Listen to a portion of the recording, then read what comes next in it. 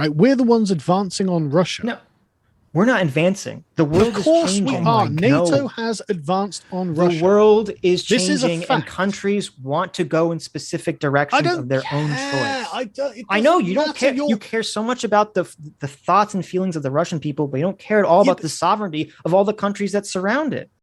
I can completely understand Putin, or even if it's true, the broader Russian perspective about what they want their place in the world to be. That doesn't mean I have to respect it or justify it morally. Right. Yeah, but that doesn't justify. Wait, that doesn't just someone's suffering doesn't justify them becoming a monster. They're not monsters. There we go. Vladimir Putin is a monster. Yourself, he's a fucking monster. No, he's the best leader Russia has had in over 100 years. America has no business in Ukraine. It's not a question of that. That's the wrong framing. Ukraine of its own choice. It's a question to the Russians. Ukraine of its own choice says we want to become Ukraine's more. Own choice. You're saying America and the West should respect Russia, but when you say that, what you mean is by respecting Russia, we should let them do whatever the fuck they want in their own sphere of influence and take over and fuck over anyone they want. Russia did not invade, or it's not going to invade Ukraine if Ukraine has a pro-Russian leadership, right? There's no and if they don't have a pro-Russian leadership, then they do. Yes, that's exactly right. Okay, so Ukraine basically is your position. Hey, how you doing, Sargon? I'm good. How you guys doing? Good. What's up, man? Oh man, it is fucking torture. Listen to you guys talk about this. Is it? Is genuine. Oh god, yeah. Okay. Holy shit. Tell us. I don't even know where to begin. Right. So on one hand, you're like, oh, the agreement was with the USSR and that's dissolved. So therefore, blah, blah, blah. And there are still no weapons in East Germany. But wait. No, I literally never said that. Listen, right? You did say this, right? No, I didn't. And then, yes, you did. And well, do you want to do 1 point at a time, or do you want to do your No, I'm speech going to lay out my position. Then you lay out your position. And so you say, okay, fine. On paper, theoretically, in a thin sense, the USSR was what that was. No, that's legalistically. But then later on, you were like, oh, as if NATO's just going to disband because Russia isn't the same country. So, there we go. Now, I agree with that. That's the real meat of the thing. That's the real way to look at it. But then you can't have it both ways. So if it was really Russia running the USSR, which it was, obviously, then the agreement with the USSR was really with Russia. And so the Russians suddenly look more justified in saying, well, hang on, you broke this agreement not to continue expanding NATO to a border. Right. And it's things like this. It's inconsistencies like this that basically belie the assumptions you guys approach this with. And I suppose the question I have to begin with then is Russia and the Russian state that is supported by the Russian people worthy of respect? Wait, repeat the last thing you just said. Is Russia, the state and the people who uphold it, worthy of respect? Okay. So regarding the NATO promise, you're talking about the promise to not move east thing, I assume, right? Yes. Okay. So my position, I've heard this position. My position was not, oh, that agreement was made with the USSR and the USSR doesn't exist anymore, so therefore we can throw it away. That was never my position. My position was what Gorbachev said himself, that the agreement was not about expanding NATO to encompass countries to the east, because at the time that the agreement was made, there were no countries to the east. All those countries were still part of the Soviet Union, which hadn't fallen yet. The agreement was only Putin about... said the same thing with Bush, didn't he? The agreement was only about... Gorbachev, who agreed to this and said it himself, was only about putting military bases in East Germany once the USSR pulled out of it. And he says himself that US and that NATO fulfilled their end of the bargain in that agreement. And I'm not 100% sure on this. I don't know if you're knowledgeable on this. I thought that until Russia invaded Crimea in 2014, that basically there wasn't really NATO forces even pushing into the countries that had been expanded to NATO. No, as I understand it, military resources are being put into Poland, like missiles and things like this. But I'm no great expert. But Putin also did say to Bush again. And Bush apparently looked him in the eye and promised him, right? And so you've got this continuity of broken promises from America. Bush promised him what? That he wouldn't expand NATO east. Okay, I'm not familiar with that promise, but okay, well, look it up. This is something Putin said. Now, I don't know, because I again, this is why it's your framing on Russia that I can only assume comes from you being American, right? Because of the Cold War and because of the way your politicians talk, right? It's insufferable, and it gives you this perspective on Russia that I think is honestly kind of unfair, right? I've never been to Russia. I only know like 2 Russians. I've been to Russia. Good for you. Right? I'm of Russian descent, Sargon. It's in my blood. I believe it. What is that supposed to mean? Why'd you bring it up? Jeez. I have no interest in Russia. Right? I've never been on Russia Today. I don't care. Like the only time Russia ever enters into my daily life is when there's an American politician saying Russia hacked the elections, right? That's the only time until now, obviously. But the thing I really want to talk to you about is, again, does Russia deserve any respect? Is it a legitimate country? Do they have a right to exist? Well, I mean, what do you mean by, like, I don't think the country should be destroyed and the people killed. But Take I don't it however you interpret. Yeah, but I don't think Putin should be respected in terms of, I don't think Putin's government is legitimate. According to what standard?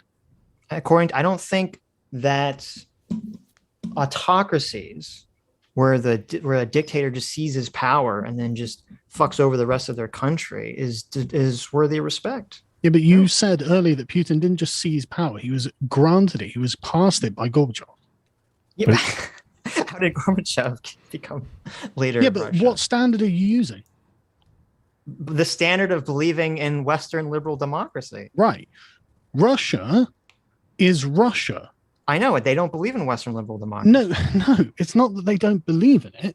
It's that if I were to characterize countries, right, in short, pithy phrases, right, I would say England is the Shire, right? I would say France is up its own arse with its own greatness. I'd say Germany is secretly a giant danger to the entire world, right? Okay. And the Germans know this. As they always have been. Yeah. I would say America was probably God's chosen land. Yes. Right? You've been gifted all of the best of all things, right? And if I would characterize Russia, I would call it a land of suffering. Okay, I would agree with all this so far. Right. Keep going. Okay. So why judge them by the God-given standards of America? That's like saying a So you're short taking person like a shit at moral basketball because they relativist can't position dunk. here, basically. Right? No, it's true. Right? For the standards of Russia, Putin is not a terrible leader. I'm not Right? blaming In the living people, memory, though. I'm they've not had saying much, that the Russian... much worse leaders. Of course. They were under fucking communists for I know, 60, 70 years. But I mean, you've probably got some sort of 120-year-old babushka somewhere in Siberia who can remember the weak Tsar, right? Right. I hope not. You are acting as if Russia should land on its feet with English institutions like America did. Right? It can't what are you talking happen. about? It I'm not. can't No. be done. Hold right? on. They are Sargon, geographically hamstrung. They're historically hamstrung, right? And so you approaching it with this high and mighty, we're fucking better than you, and you're basically evil from our perspective, is to say that they are innately and intrinsically evil, and that can't change. Because they can't simply change their history. That's a strong. But this is your act. This is the way you approach them. Okay. Stop. Wait, there is no such thing as a Russian government that is not autocratic. So he's an autocrat. Yeah, duh. He's Russian. I don't have any problem with the Russian people, okay, or the population. I'm not criticizing the Russian people. I'm not saying that they deserve, to be. I've seen people on social media saying, "Oh, like Russian people deserve to be killed for this," and blah blah blah blah blah. I even had stream that a lot of people disagreed with. I think it was last Sunday or last Tuesday where I was saying that the individual Russian soldiers are not culpable for the decisions of their government. And I don't want to see them all get slaughtered the way some people are cheering for. Okay. I put the blame 100% solely on a single person in Russia. Okay, but the blame isn't 100% on one person. It's on Vladimir Putin's shoulders in the way that he's running his country, because since he is an autocrat, the decisions are all his decisions to make. The people didn't elect him. There is no other way to run Russia at this point in time. What'd you say? There is no other way to run Russia. Can that change incrementally over time, Sargon? I'm curious. Or Carl? I'm trying to call you Carl now. Whichever you prefer. I don't care. But like, I mean, given the history of Russia, I'm not going to be optimistic about it. Like, so that might be true. I don't know if that's true or not. But even if I were to grant you that and say, well, it's neither true nor false because it's indeterminate because we're talking about the future. But I'm saying, like, right after the Soviet Union collapses, it would be, I agree, it would be silly to think that a country that's been an empire for thousands of years, that then transforms into a communist empire for 60, 70 years, is going to just magically become, a Western liberal democracy. Right, but then why say, Putin's bad because he's an autocrat? Well, hold on. Okay. And as someone brought up a good point, which is that the last 20 years of Russia has been like the only time in Russia's thousands of year history that it hasn't been an empire. Okay. So I understand that there's like all these pressures here. And I understand that it would be ridiculous to assume that Russia is going to become a magical Western liberal democracy.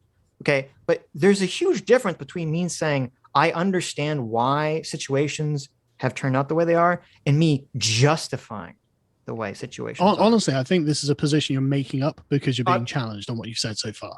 I've literally held this position. No, I don't agree. I don't believe that you have. I think you might say that you do. I've held the position that you can understand and empathize someone without justifying their position. You make a bunch of other assumptions since day one of this stream. You make a bunch of other statements that completely betray that statement.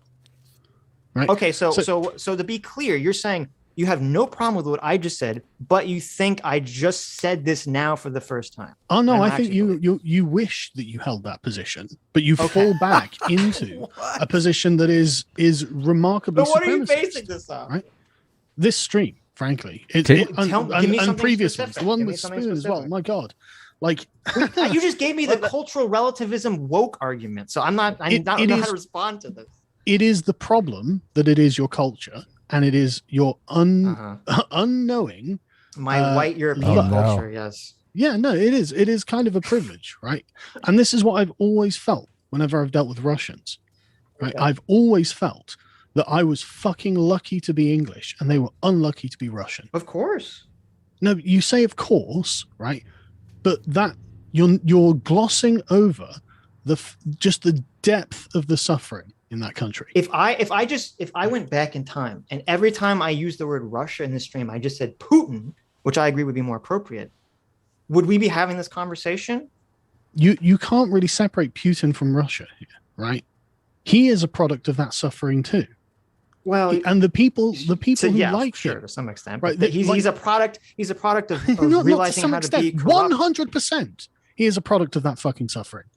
Right. Yeah, but that doesn't justify. Wait, that doesn't someone's suffering doesn't justify them becoming a monster.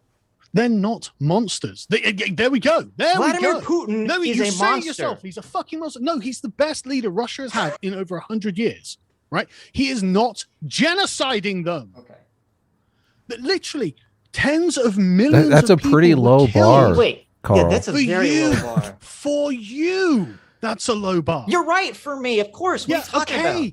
I think a lot of people would say that's a low bar. But you could. We're talking about Russians. This sounds like, what's that guy's name? This sounds like Danny Fayong making bullshit rationalizations for the Uyghur genocide. It sounds like. This no, is but what you can make the same. Russia, you can make the same argument, Sargon, on the same principle. Say, well, listen, Xi's really good for China. He's lifted all these people out of poverty. Communist China is doing the best for China. Genocide. It's ever fucking done. He's actively engaged in a genocide, right? Look, but why does that matter? By our standards. What do you mean? Why does that matter? But that's by our standards. What? Us caring about the Uyghur genocide is liberal Western standards. Who cares? Let me finish, right? But they're both bad by our standards, right? Yes. But by Chinese standards, Xi is not good either, right? I don't know if that's true at all. Of course, that's true.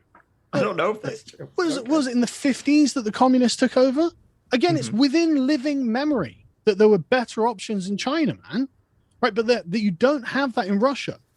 In Russia, you just have worse and worse and worse the further back you go. right? And this is not to say that Putin I mean, is the a good communists guy could have and we lost should to the support more him or anything like liberals that, which during is the what revolution. you said about me earlier. I fucking said, I just oppose what the media said. No, I know a lot more about this situation than you'd think. And I don't give a fuck what the media say. Well, on this, right? okay. They're both wrong in both ways, basically. So can we structure this to where you can lay out an argument? You guys are kind of talking over his one argument, another. His argument is that we shouldn't be judging Putin from our privileged American standard. Putin That is your not a monster. Okay. This is the thing. You are treating him like a monster, and he's actually not. I think it's hard. It's hard to think of a more legitimate kind of leader that Russia could have. Mm-hmm. Do you understand? Right? No, I don't, because both Gorbachev and Yeltsin were far more open. Even Medvedev, for fuck's sakes, was far more open to having, positive relations with the West and moving towards a more Western system of things than Putin. I don't buy into this belief or frame that you're trying to set up that Putin is literally the only option that's available to Russia. That being an autocrat who sucks up all the country's resources, makes himself the richest person on the planet, and murders anyone who fucking opposes him is the only choice available to Russia. No, that's just a Russian choice. You're going to get that no matter who you have in charge of Russia. That's what it's always been. We didn't have that with Gorbachev. We didn't have that with Yeltsin. We didn't have that with Medvedev. Bollocks. I don't believe that for a second, right? Okay. I don't believe that under the Soviet Union, they weren't killing dissidents or anything like that, right? Because one of the things the Soviets are really good is just not talking about it. They were moving towards trying to become a more Western liberal democracy, or at least have more positive relations with the West. And it would be Putin is going in the exact opposite direction. Yeah. Yeah. And I imagine that's probably something to do with America's positioning on this. It's because he doesn't want to get Gaddafi. Yeah. Okay. That seems reasonable, doesn't it? That seems reasonable for him. That's not moral position to have for the betterment of your country. The moral position is that Putin gets Gaddafi'd, is it? I never said that. Don't. You just did. Don't Kathy Newman me. You just did. No, right? I said. So it's reasonable. Do you think for anyone to say that Putin shouldn't be Gaddafi'd? Right? Because what happened to Gaddafi, whether you like Gaddafi or not, wasn't nice, was it? No, of course not. Right. What so we I don't want said, Gaddafiisms. What I said was that a leader of a country doing everything in their power, including sacrificing the well-being of their own country or their surrounding countries, just to shore up their power, is not the morally ethical position to take. It is to shore up Russia's power. It's not. It's a short Putin power. Is, that's the big because difference. You're treating Russia as if it has no legitimacy. I'm treating Putin as if he has no legitimacy. There is no distinction here between Putin and Russia. Well, I guess that's the disagreement that we have, because I think there is a difference, or there could be a difference. Well, I mean, hypothetically, there could be, but in real life, there's not. Like saying that Putin is a populist. Yeah, he's a populist. Like, didn't you not see him go out in a stadium, Trump style, and give a "Russia's so great, let's wave our Russian flag" speech? He's the total populist, right? But he would arrest anyone that came into that stadium that protested against him. How can you say that's populism? Because Russian nationalism is a different beast to American nationalism. Of course. You say, of course, but of course. But Adam just asked, well, he arrests bad people, the people are opposing. Yeah, of course he does. Well, he's talking about in terms of using the populist label, but not the nationalist label. It doesn't mean he's not a populist, right? And he's just a Russian. And again, it's cultural misunderstanding. No. But it's just about because the populism is usually like this. Oh, we're anti-elites, and if you literally have oligarchs who are the elites, it seems, and he's the master elite, it seems strange to categorize him as a populist who's against the elites. Yeah, if any populist showed up in that auditorium and protested against the elites, what would happen to those people? Yeah. I'm not sure the people who'd be protesting would be considered to be populists, frankly. I think they'd be liberals. Well, there are people in Russia that are protesting the war. They're getting arrested. Those aren't the populists? Yeah, of course. No. Okay. The populists are the people who live. They're the people in the cities, right? They're the liberal elites who live in the cities, and the populists are the ones who live out in the hinterlands and think Mother Russia great. I think you're beaten by the Americans. We need to expand ourselves to gain our self-respect. Well, I guess you could look at that framework only if you're going to broaden populism to outside of the individual country to looking at it in some sort of like global elite stage. That's the only way you could frame the argument you're making. The Russians see themselves as a people, and they see themselves as a people acting on the world stage. I understand as far as many of them are concerned, Putin is an effective leader. Okay. Do you think they would have that same perspective if they had access to global media? I don't know. Probably. So under your framework that you're laying out, is Putin, like, is there a level at which Putin stops becoming justified? Depending on, okay. Of course there are, but of course, you know, like, I'm not trying to say that Putin is good, right? I'm trying to say he's Russian. You're saying he's the best Russia can accomplish. You have like super low expectations, basically. Like, yes. Oh God, yes, exactly. Bigotry of low expectations. You need to have super low expectations, right? But why the fuck should I? But you could be, even if that's all true. Why the fuck should that affect my moral weight on the situation? Why should that affect my moral opinion on the situation? Because your moral opinion is unrealistic. It doesn't matter. The world has to interact. You and me and everyone that lives in the world has to interact with terrible people who are almost always terrible for reasons that they're not in their control, because their brains fucked up or horrible shit happened to them. That doesn't mean it justifies what they're doing. And we just say, well, you know, that's the roll of the dice. That's the best they could accomplish. Yeah, but what you're saying then is that the Russians should act like an English-speaking liberal democracy. I never said anything about what the Russian population should be doing in this situation. What? Tell me what you're saying then. I'm saying Putin is not fucking justified in invading Ukraine. You told everyone how he was justified earlier, because if he loses all of his allies and then he gets overthrown, he gets Gaddafi'd, right? And he's so from not Putin's perspective, morally justified under my moral framework. Under your absolute liberal framework. Fine. Yes. Okay. Stop comparing Russia to that, because it's not a liberal democracy. So should every conversation that's ever had in the entire world every conversation drop down into this insane cultural relativistic argument where we say, listen, why should poor people and why should anyone in America have to live up to American standards of being on time and going to work? I mean, why don't they just have their own cultural values, right? I mean, that's the white people values. Why can't non-white people have their own fucking cultural values that they can do and they can prosper in? Like, this is I'd say because they're American. Woke bullshit argument that American, we've been fighting this channel for like 3 fucking years. This isn't woke bullshit. It is woke bullshit. No, this is political realism, because this is why Russia is doing all of this. Is because of a fundamental lack of respect for their civilization. That's not a normative fucking claim. Right? That's why they're doing this. They feel like America doesn't respect their civilization. Carl, you're not a moral relativist. I've heard you say many times that you believe Western civilization has a greater culture, a better culture. Yes, of course. You debated Quackademic Agent on this, and you destroyed him. And I know, because exactly. Oh my God, exactly. Which is why I wish you'd fucking listen to me. Right? Yeah, but you're taking an opposite position that you took in that debate. You're basically taking a moral relativist position. You're saying, listen, we have these values and we can't. Position on this. We have to accept their values. Well, no, we don't have to accept their values. We can say, listen, your values fucking suck. Oppressing your people and stifling their values. Stifling debate through the boot and like choosing who I compete against. Values. No, I do have to understand them. No, you don't. We've explained that. Well, I think we've explained their values pretty clearly. No, you don't. You said I did. You said I understood Putin's fear. I understand it completely. Yeah, but you don't understand why he doesn't want to get Gaddafi. We're all in agreement. No, right? It's not just that. Right? It's not just that. Of course, Putin doesn't want to get Gaddafi, but the Russians see themselves as the inheritors of a great civilization. And the Americans don't respect them at all. In fact, they demonize them on a daily basis. Who has stood in the way of Russia achieving the cultural power that they once had historically? Who is standing in the way of that? Well, right now? Yes.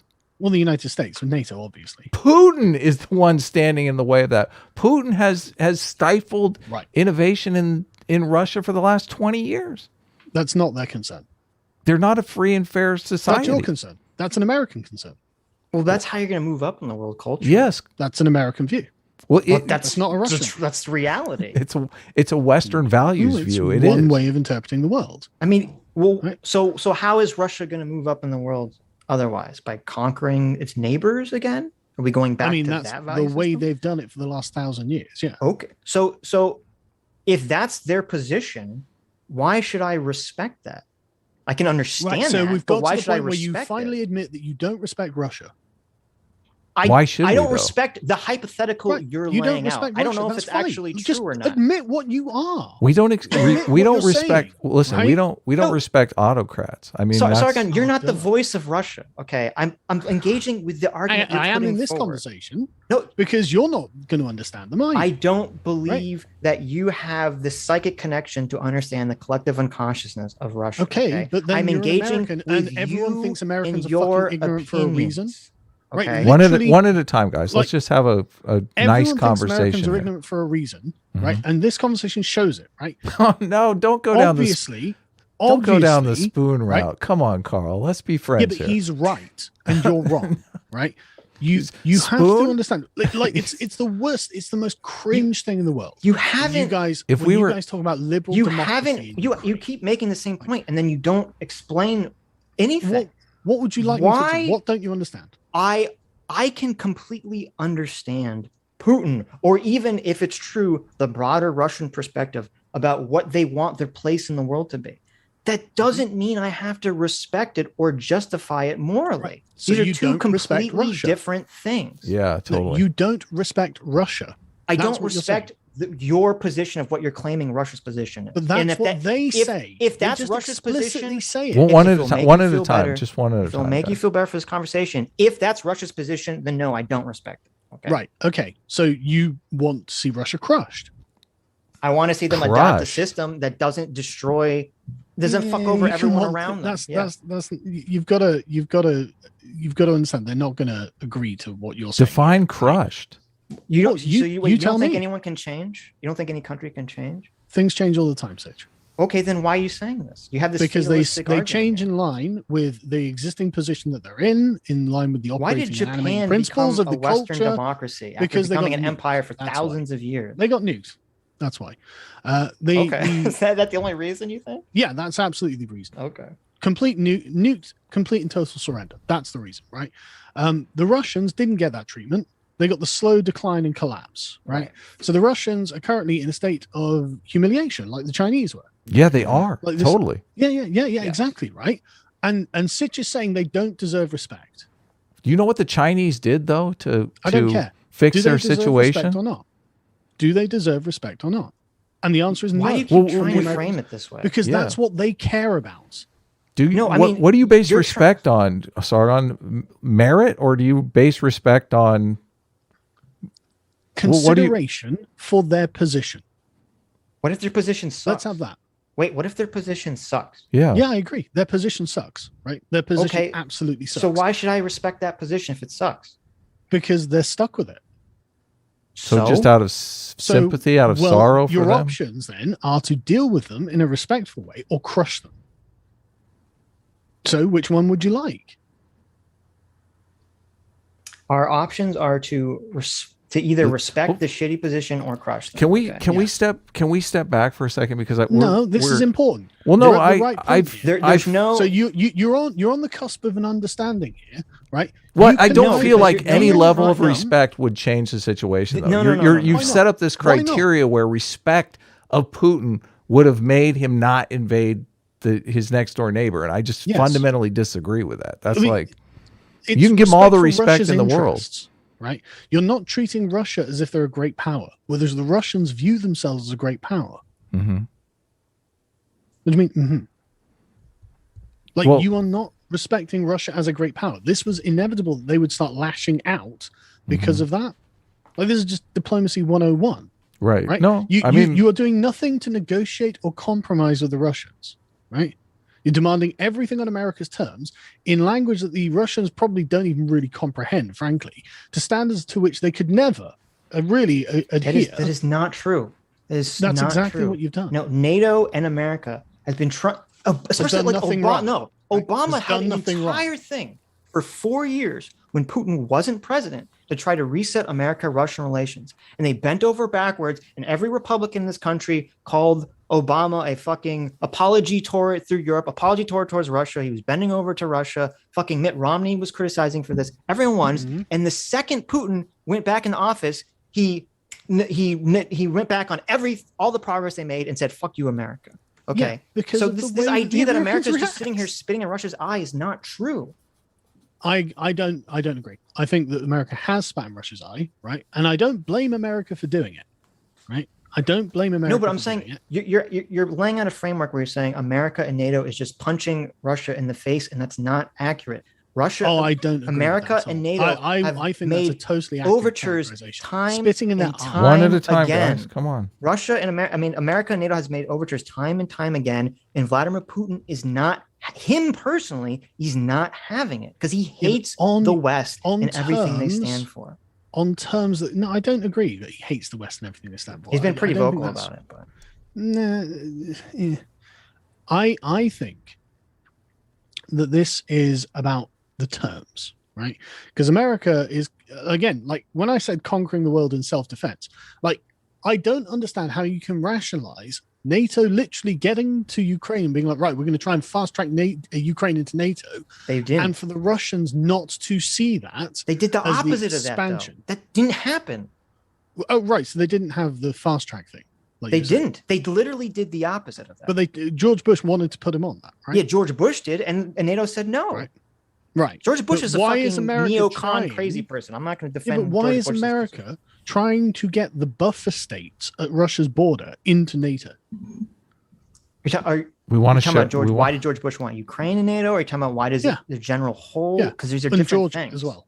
Because George Bush, George Bush has the he has the we're going to build liberal democracies, liberal hegemony across the world. That's what he'll say. But remember, NATO from the Russian position is basically the American empire, right? But that's a stupid position to have. Okay, brilliant. Welcome to Russia. Right? Okay. They see NATO as an existential threat because it was formed to be an existential threat against Russia. Well, it was formed to be a defense against the threat of Russia trying to take over the rest of fucking Europe, basically. Right. And now NATO's taking over Europe. They're not taking. How are the Russians going to look at that? Right. The Russian army would march in and say, "Okay, you're going to be communist now," or the Soviets, I guess, back in those days. Okay. And NATO, basically, countries say, "NATO, can we please join you?" And they say, "Well, you got to reform your country." And they say, "Okay," and then they get to join NATO. That you said earlier, there is no neutral position, right? Right. And I agree that being a liberal democracy with all the money that America is going to provide definitely is a preferable option, right? But this is us speaking from our biases. Of course. This is not us respecting the Russian position. And it's okay if you don't respect Russia, you can just say it, right? I don't really respect Russia. One second, right? Sargon. But, can we separate? Because there seems to be two different debates going on here. One is over this respect, diplomacy type thing, which I'm not convinced that even if we had perfect diplomacy and showed utmost respect for Russia, things would be any different. And then there is the motivation of Putin to stay in power and protect his legacy. So you keep pivoting back to the respect thing, as if America just respected more, things would be different. But that doesn't change anything on the side of the equation with the Putin staying in power, avoiding being Gaddafi. Respect has nothing to do with that. Diplomacy has nothing to do with that. So I'm curious on which do you agree with us on the staying in power side of the equation? Do you agree that Putin is in a game where he's trying to stay in power, and ultimately a lot of his decision making is impacted by that game? Yeah, I mean, Russia is basically a mafia state, right? Okay, so you agree with us on that stuff then. So then, just the do you agree? Do you agree with us? Hang on, right? I've spoken to, and I've watched lots of Russians talking about this until, of course, the Iron Curtain of the West came down and we can't get their media anymore. And like someone like Konstantin Kissin from Trigonometry, right? He's Russian, right? He's a very pro-Western I watched his Russian. talk, yeah. Right. He does not think Putin is in any danger of being overthrown. Does he know more about that than us? Probably not. I mean, Probably not. Is he an ex-KGB member or something? I don't know. Well, I mean, he's a Russian. Yeah, but he's got friends and so family is- in Russia. He speaks to them okay. on a daily basis. Like they give him the barometer of what popular opinion in their areas are and Sure. whatnot. I mean, of And course, he lots thinks of that Putin random, is generally stupid quite people. popular with the I people. live in He thinks that America, this- and I'm not sure. I have a $500 bet on whether or not Trump is going to run for president. Like, I don't have any obviously inside information. But he's obviously going to run. But the point is, I don't think Putin's position in Russia is in danger, right? He's been doing this for 30 years. Like Right. he's manipulated the networks entirely to his favor. He's a very clever man, if Right. nothing else, right?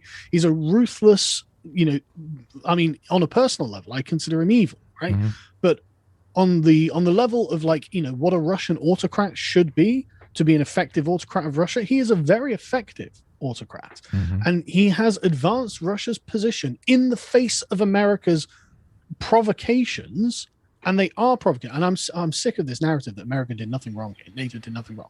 No, I think there has been, if you consider that the Russians deserve at least a modicum of respect, right, for their position and their history and the culture and the people. Right? He's increased that's their. But wait, this is the primary issue here. Yes. Why does us or NATO or US, quote unquote, respecting the legacy of the Russian Empire supersede all the people who live in the surrounding countries who want to be part of NATO? Well, I mean, I'd say because otherwise it's going to be war with Russia. Okay, so is the only argument you're making is a purely physical, the consequences of this is that it could lead to World War III argument? No. Okay, I mean, is there a moral that is one argument you're making? aspect of what I'm saying, right? Okay. But I think it's also bad for us. I don't really see what good it is to constantly pathologize Russia as some sort of evil pariah state, especially given how much we need them. Like, Europe is totally dependent on Russia. I don't disagree with that. I know. So why are we treating them like the bastard stepchildren? America's position towards Russia literally only changed after they invaded Crimea. Before that, Americans weren't concerned about Russia being a threat or Russia being evil or an enemy. Really? Yes, there's the famous debate with Obama versus Mitt Romney, where Mitt Romney says we need to be worried about Russia, and Obama's like, the Cold War called, they want their policy back, and everyone laughed at Mitt Romney. He looked like a fucking buffoon. But now, in the last, say, 5 years, because of Russia's direct actions of invading Crimea and destabilizing the region, why? Opinions have changed. I don't agree that was destabilization, right? And it doesn't matter. What's the American investment in Ukraine? The American investment, well, America believes that the world would be better and safer if everyone is under a Western liberal democracy. This is what the liberal hegemonic theory is. That's not imperialism. Yes, it is. No. Yes, it is. I cannot for the fucking life of me understand how America gives two shits about Ukraine if it's not to corral and hold Russia at bay. So, well, wait a minute. Why would should America just say, listen, we know that Russia was our main power competitor for the last 60, 70 years, and that brought us closer to the brink of global annihilation than any other point in all of human existence.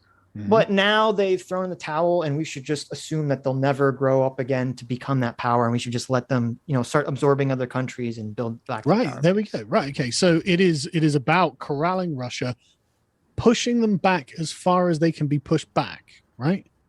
No, it's saying you can play in the sandbox with everyone else according to the rules that the world has abided by, and if you don't, America sets.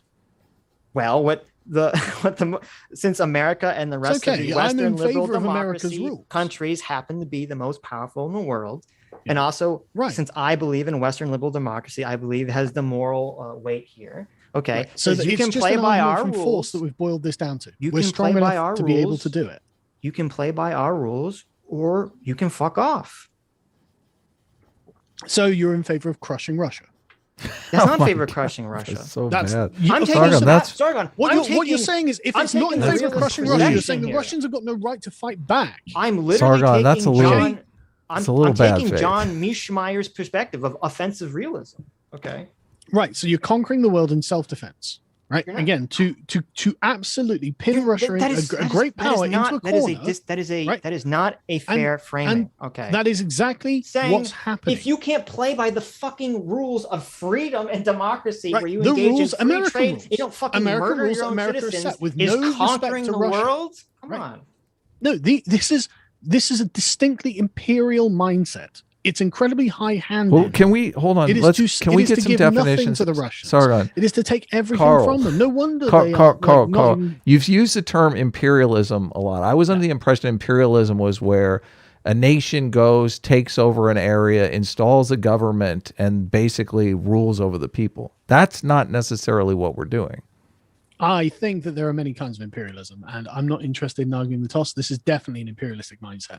Well, Like- how are you defining imperialism then? Because I mean, if well, okay, we're well, Sitch was like- incentivizing them by offering them Okay, we'll call this Athenian financial imperialism, aid, if you like. it's a different thing than if Yeah, we're we'll call going this in. Athenian imperialism. Right? Look, what's So it? what What's the it? Athenians? America's Yeah, I'll explain offering it. Ukraine financial aid to stop their corruption. In exchange for becoming a liberal democracy. Right. And Russia is invading the country and setting up a puppet government. Which of those is imperialism? I'm curious. They're both imperialism. Okay. But if we had to rank order them, which is the worst America form and Russia of are both imperialism? imperialism.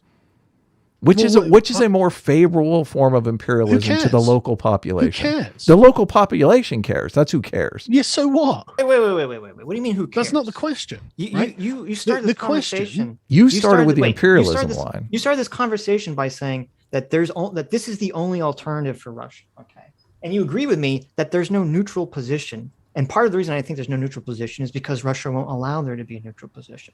So Neither will you America. can't. If there's only two options in the world, and it's your version of imperialism through saying, "Hey, be a Western democracy where you can trade and create a functioning society where your people are happy," or Russia fucking invade you, and these are your only two options. The American form of "quote unquote" imperialism is obviously the better solution here. Well, gee, if you frame it like Just, that, I guess just it would say be. it. Just say it. Okay. That's how you Win. agree to the framing. The point, though, You're the is one that brought up imperialism, Carl. I didn't want to go this route, but you you're forced both our hand. imperialistic.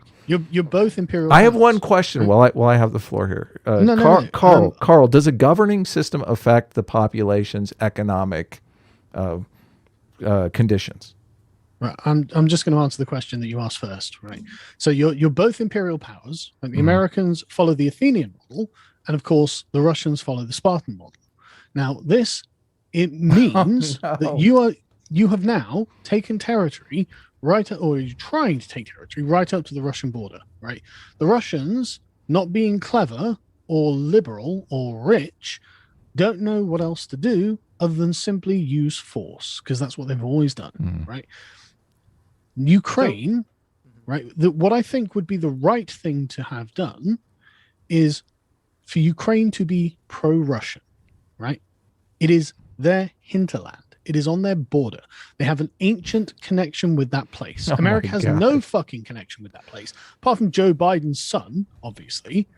You know, apart from the money that American elites are siphoning out of it, America has no connection with Ukraine. And it's got no particular I business. mean, Russia has an ancient Ukraine. connection fucking over Ukraine, so I'm not sure Yeah. that's good. So what? So Okay. what?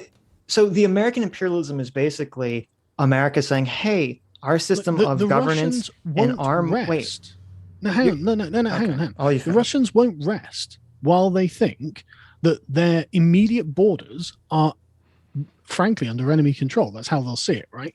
Now, I'm not saying this is good or bad. I'm just saying I think this is, right? And I think Putin has just outright said this about Ukraine, and they're obviously trying for regime change, right? They're not just Yeah, they're doing American style. imperialism. Yes, by force. Yes, you both are. Okay, it's not a moral judgment. Oh, Yeah, but doing you're imperialism. saying all you're doing saying you're right? bad for being imperialistic. At the same time, saying Russia's totally justified in being imperialistic. You're the one that has the contradiction. Well, no, it's not a contradiction, right? You've got no particular interest in Ukraine other than some wildly abstract, like, oh, wouldn't it be nice if Ukraine was a liberal? we don't democracy? want the Soviet Union to be a But threat again and destroy the It's world. not going to be a threat again. Right? How do you know Russia that? Russia's a crumbling nation. And That makes what is it a more crumbling- dangerous. Yeah, what is a crumbling nation led No, by it's an not more autocrat dangerous. mafia Russia, boss With Russia nukes. bleeds, Yes. bleeds people. It bleeds Right. money. And what they're trying to do is to be able to literally to be able to hold their heads up high and say, "I'm proud to be a Russian." Right? That's what they're trying to do. And you're doing everything in your power to take So that away from what? them. And the thing is, right? They Germany had the exact same motivation under Hitler, and look where they ended up. No, Like this, they this, didn't. this yes, they did. Jesus Oh, Christ! you- I don't agree with that Okay. at all. What do you mean? The whole I don't think Putin's the a Nazi. the Western Like, powers fucked us over after the collapse in World War One, and we need to hold Yeah, our but heads that's up hardly high and identify around a German identity. Nazi blah blah aspirations. blah. Right. It does sound straight from the rise and fall of the Third Reich. I mean, it's like That's a very very reductive view of that. Right? Yeah, I'm not saying they're going to become fucking genocidal. I'm just saying that's the same motivation that leads countries and people to do all sorts of crazy shit. Okay, Yeah. so Which this is one tough. way of avoiding crazy shit would be to respect them. oh my God, that's so naive. So they can. I can't even I know. believe you're saying it, Carl. What? So you don't think the Russians should be respected? No, I think they it's should be naive to respected, think but that I don't think there's it's going to some- change anything. There's some form of But respect what that's does- going to solve this problem. Yes. Well, yeah, yes. possibly Respect respecting the fact harder that they're a is great not- power, right? So if America, but what does that mean tangibly? Because if America says That means tangibly not trying to take Ukraine into NATO.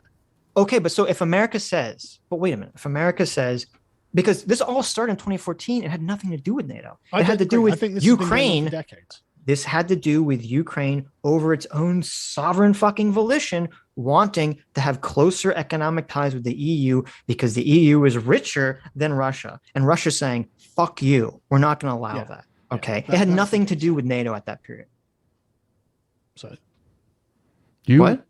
so Okay. So, well, I hate so, to be so I hate we, to sound so, callous but, about this, but this right? is the problem. But When nobody you say, cares about Ukraine's opinion. no, okay, but that's Like, why this this is a doesn't moral make any cover sense to me. That the You're Americans saying, give in you're order saying- to take this province. You're right? saying America and the West should respect Russia, but when you say that, what you mean is by respecting Russia, we should let them do whatever the fuck they want in their own sphere of influence and take But over Russia- and fuck over anyone they want. Russia did not invade or it's not going to invade Ukraine if Ukraine has a pro-Russian leadership, right? There's no Yeah, need. and if they There'd be don't no have a point, pro-Russian right? leadership, then they do. Yes, Mhm. that's exactly right. Okay, so fuck Ukraine. Basically, is your position? Just tell them the fuck every country surrounding Russia. Well, it's it's either that too or bad. fuck Russia, and fuck Russia ends up possibly in a much worse position than fuck This Ukraine. is No, crazy. but okay, but again, There if are you're things- just listen, if you're just making the argument to try to avoid World War III, fine, I understand that. No, I'm trying. But to you're make the making argument trying to make civilize some Russia. sort of deeper moral claim, which I don't understand at all. Yeah, I'm trying to make the argument civilize Russia, right? Well, I think that's it would be our good. argument, though. Yeah, but no, it's not. And Your Putin argument is crush Russia. Putin. No, our argument is civilized Russia, and Putin is standing in the No, way. you don't. Russia you- will never become quote unquote civilized under Putin. It can't. It do can't. you know Listen, that? listen. How do you know I that? asked you a question about governing systems. Do governing I systems don't- affect hang on. economic You conditions? can't- hang on. No. You've just made a wild statement that I Mhm. don't think you can substantiate, right? You can't know what will be the case. But what Putin, I think, does do well for Russia is give them a sense of being competently led and that Russia can win victories against the great Satan. Do people It has want? nothing to do with Do civilized. So people what? Who want cares? foreign war It victories, or do absolutely they want does. better It economic absolutely does, conditions? right? So, Carl, They're not. This isn't a material question, Adam. Right? And I it know that is. as an You American, made no, as the an American argument that liberal- Putin. You made the argument that no. Putin increased the people of Russia's economic conditions. You made No, that I argument. don't. I'm not. No, I'm not making. I didn't make that argument at all. I made the argument that he could. Give You said he himself was the respect. best. You said he was the best that they've had. That they were in dire economic conditions yeah, when. but you just assumed that meant material conditions. I'm not talking. He's about yeah. material He conditions, means just that right? it gives the people Right. like this It sense gives of them we're part of the Russian sense greater of Russian self-respect, Empire again. right? Okay. Because Russia can win victories over America, right? Even if they're small, they're unbelievably small, right? America has, like, and I'm looking at this as a third party, right? America has Russia so totally fucking whipped. I don't understand why you need to keep turning the Why screws. is that? Again, I don't understand why it's a moral position to say that having the Russian people have a sense that they're not a dying empire is worth sacrificing all the populations around the country. How is that sacrificing all the populations around the country? That's a ridiculous, extreme statement that doesn't. No, they're literally invading Ukraine to do this very thing because of what's happened, right? Because they're not a pro-Russian government of their own volition anymore. Yes. Okay, that's the case, right? But if you want the Russians to not feel like they're constantly under threat, as in to be in an emotional position where they might be receptive to American goods, American services, American moral innovations. Because the thing is, right, it's not that the Russians don't recognize, it's not they're not European, right?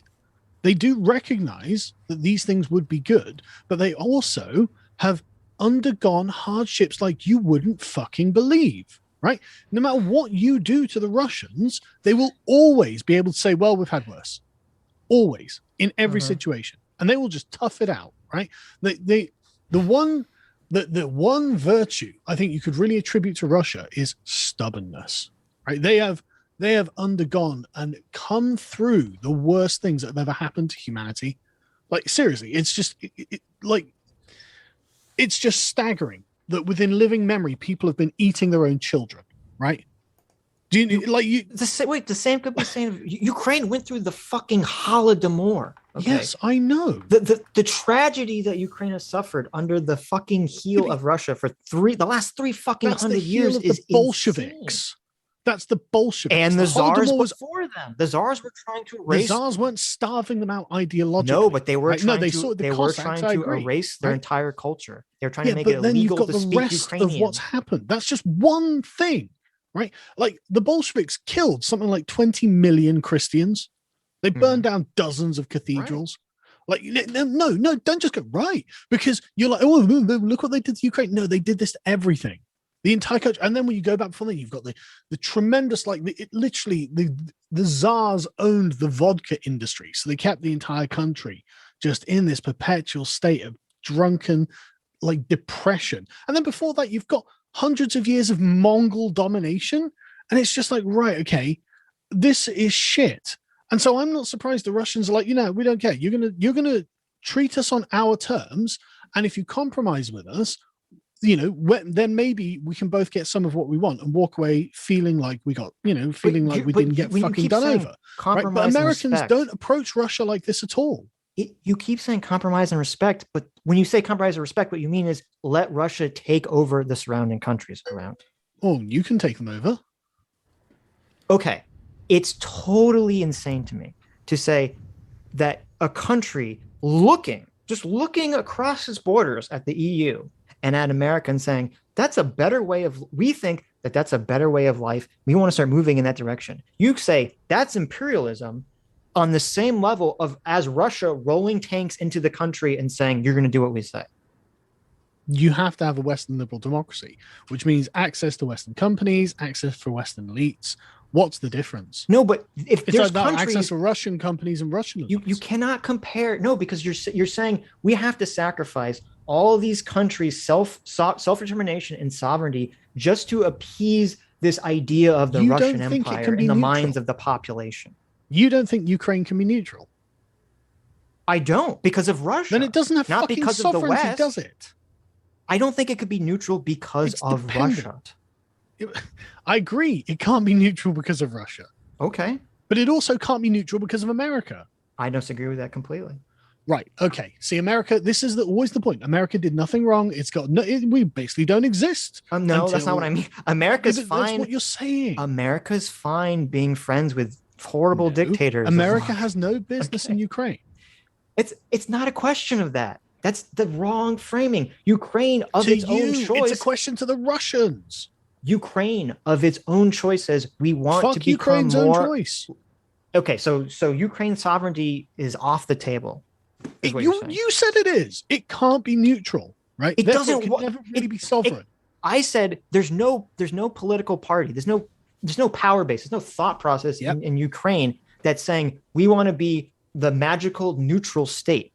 Okay, there's people in Ukraine who want to be more of EU Western, and there's people that want to be more Russian. That's it. There's no middle ground position that anyone has. I agree. It's not really a sovereign state, then, is it? Of course it is. What are you talking about? It's not.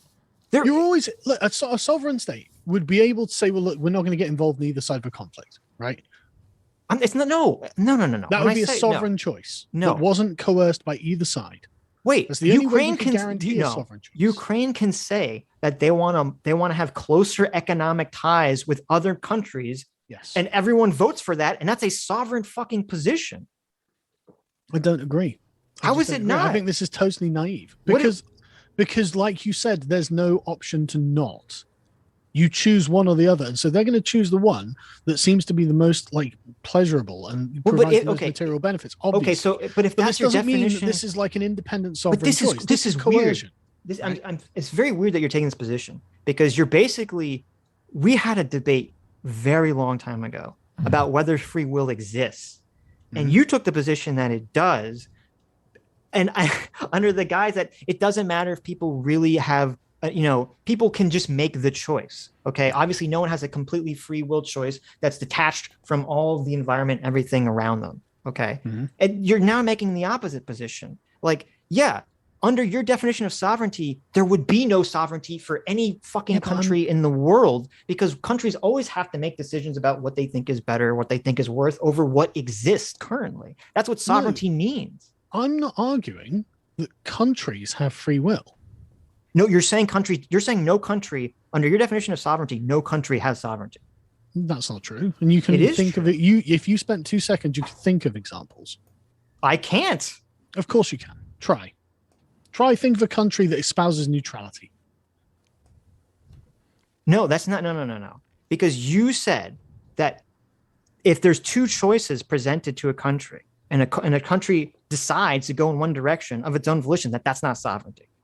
Yeah, but I'm saying that's not a fair way of looking at what sovereignty is because so much of life, so much of reality is we don't live in the Tom Jump objective perfect universe where we can all manifest our will by thought alone. We have to choose from the buffet of choices that reality presents us.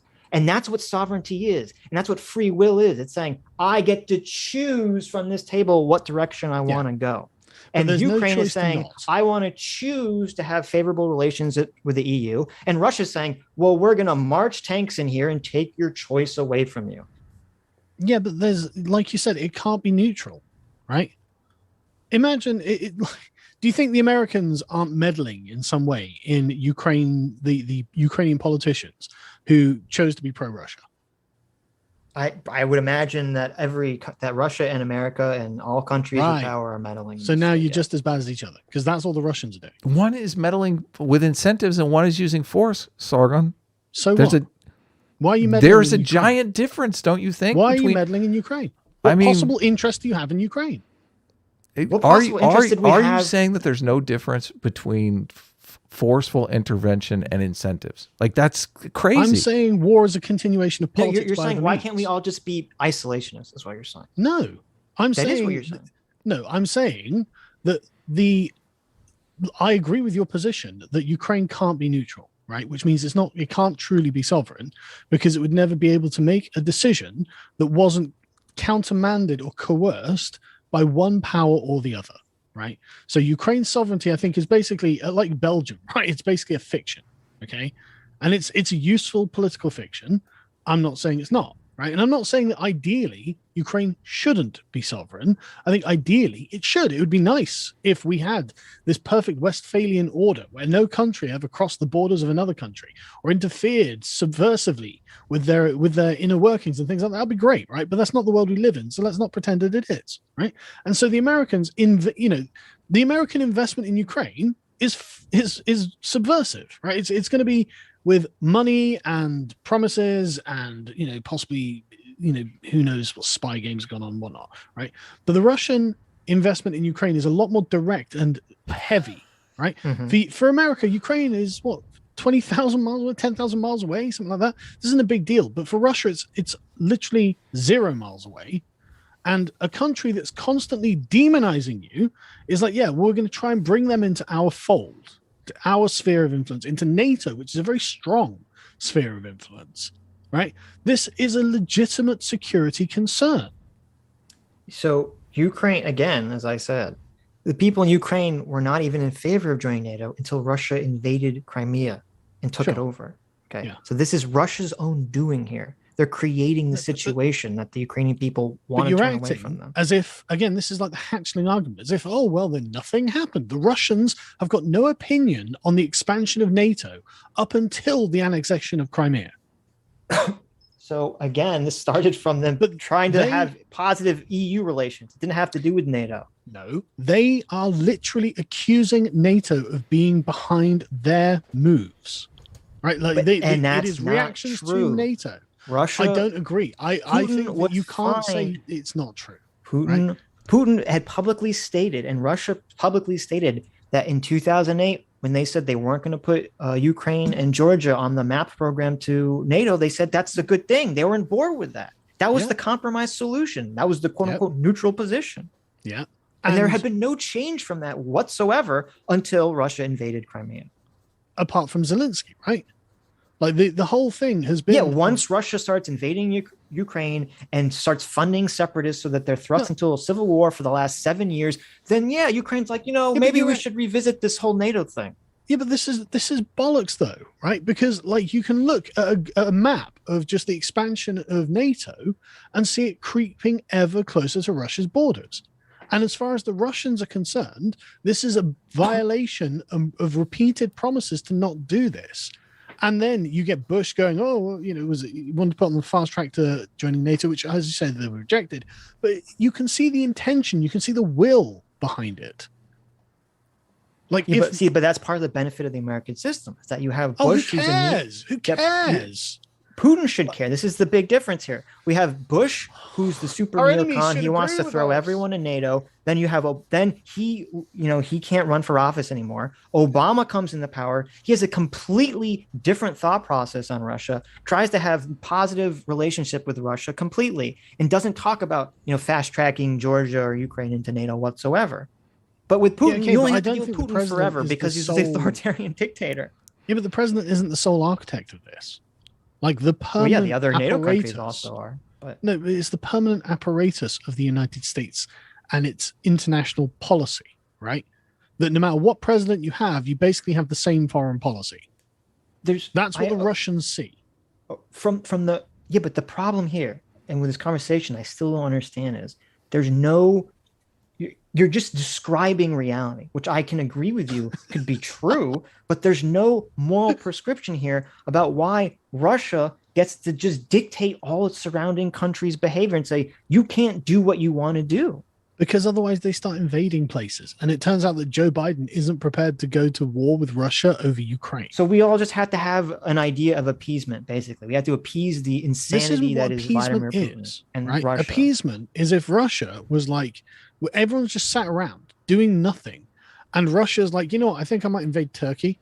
And well, don't do that. Oh. Take a piece of Turkey instead, a historical piece. And then, and then, I might invade Georgia. Well, take a piece of Georgia too. No, that's not what's happening, right? We're the ones advancing on Russia. No, we're not advancing. The world is changing. We are. NATO has advanced on Russia. The world is changing, this is a fact. And countries want to go in specific directions of their own choice. I know you don't care. You care so much about the thoughts and feelings of the Russian people, but you don't care at all about the sovereignty of all the countries that surround it. No, that don't want to be involved that's with not Russia. The question. That is not the question. No, it's not. That's your moral cover for continuing to advance on Russia, right? But that's getting countries invaded.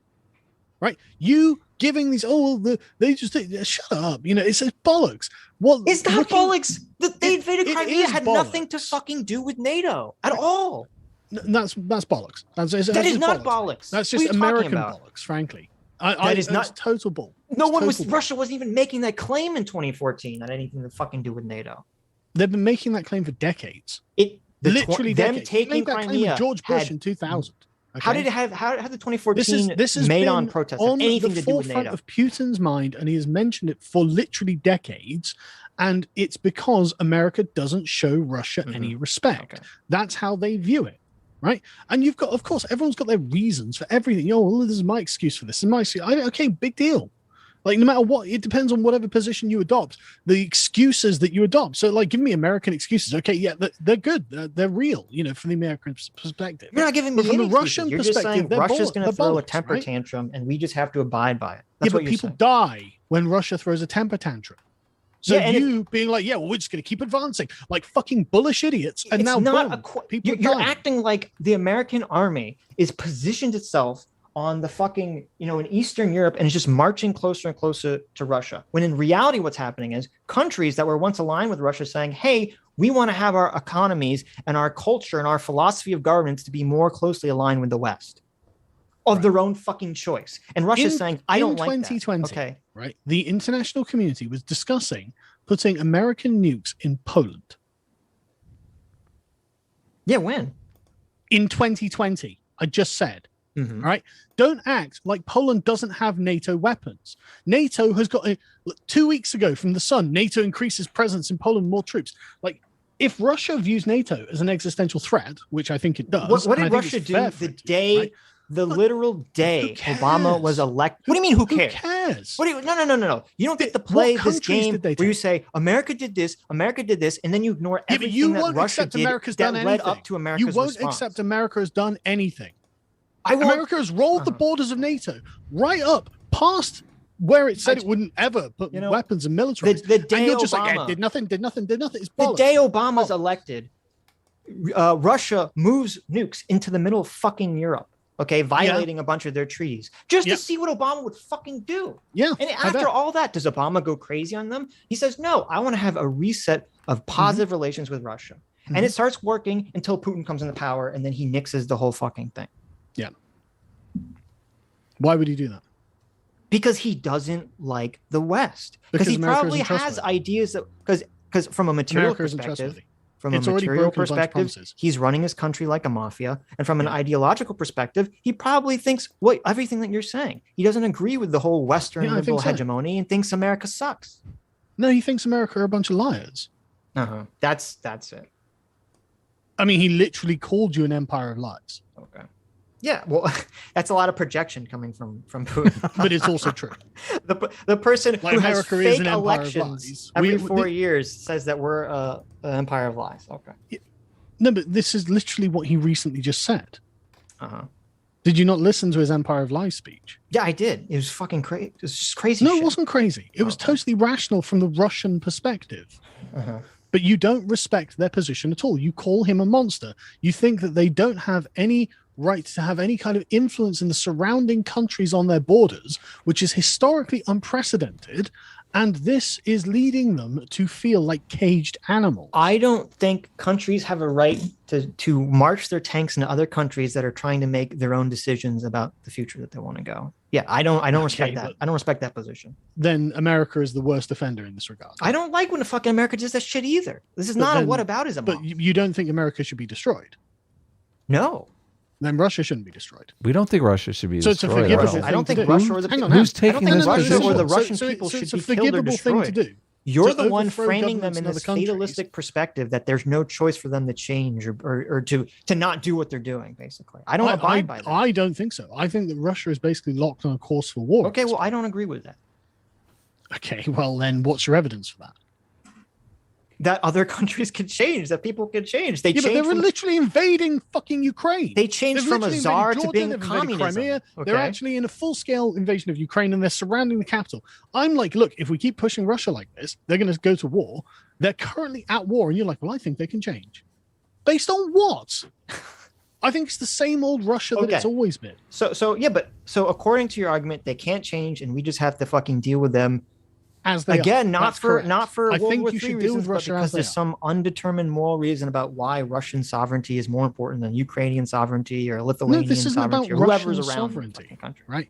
And it's not really about Ukrainian sovereignty, as we've already discussed, right? You don't want to make it about Ukrainian sovereignty. It's not about it. Ukraine isn't a sovereign country. It's either with America or it's with Russia. That's not what sovereignty means. That is what sovereignty means. It's sovereignty, who makes the authority of a state to govern itself or another state. Right? No, but that's the thing, right? There is no way. I mean, look at what was it that Joe Biden did with the prosecutor? He threatened to withhold $1 billion until they fire the prosecutor. Right? Fucking Victor Shokin shit. That's the guy, right?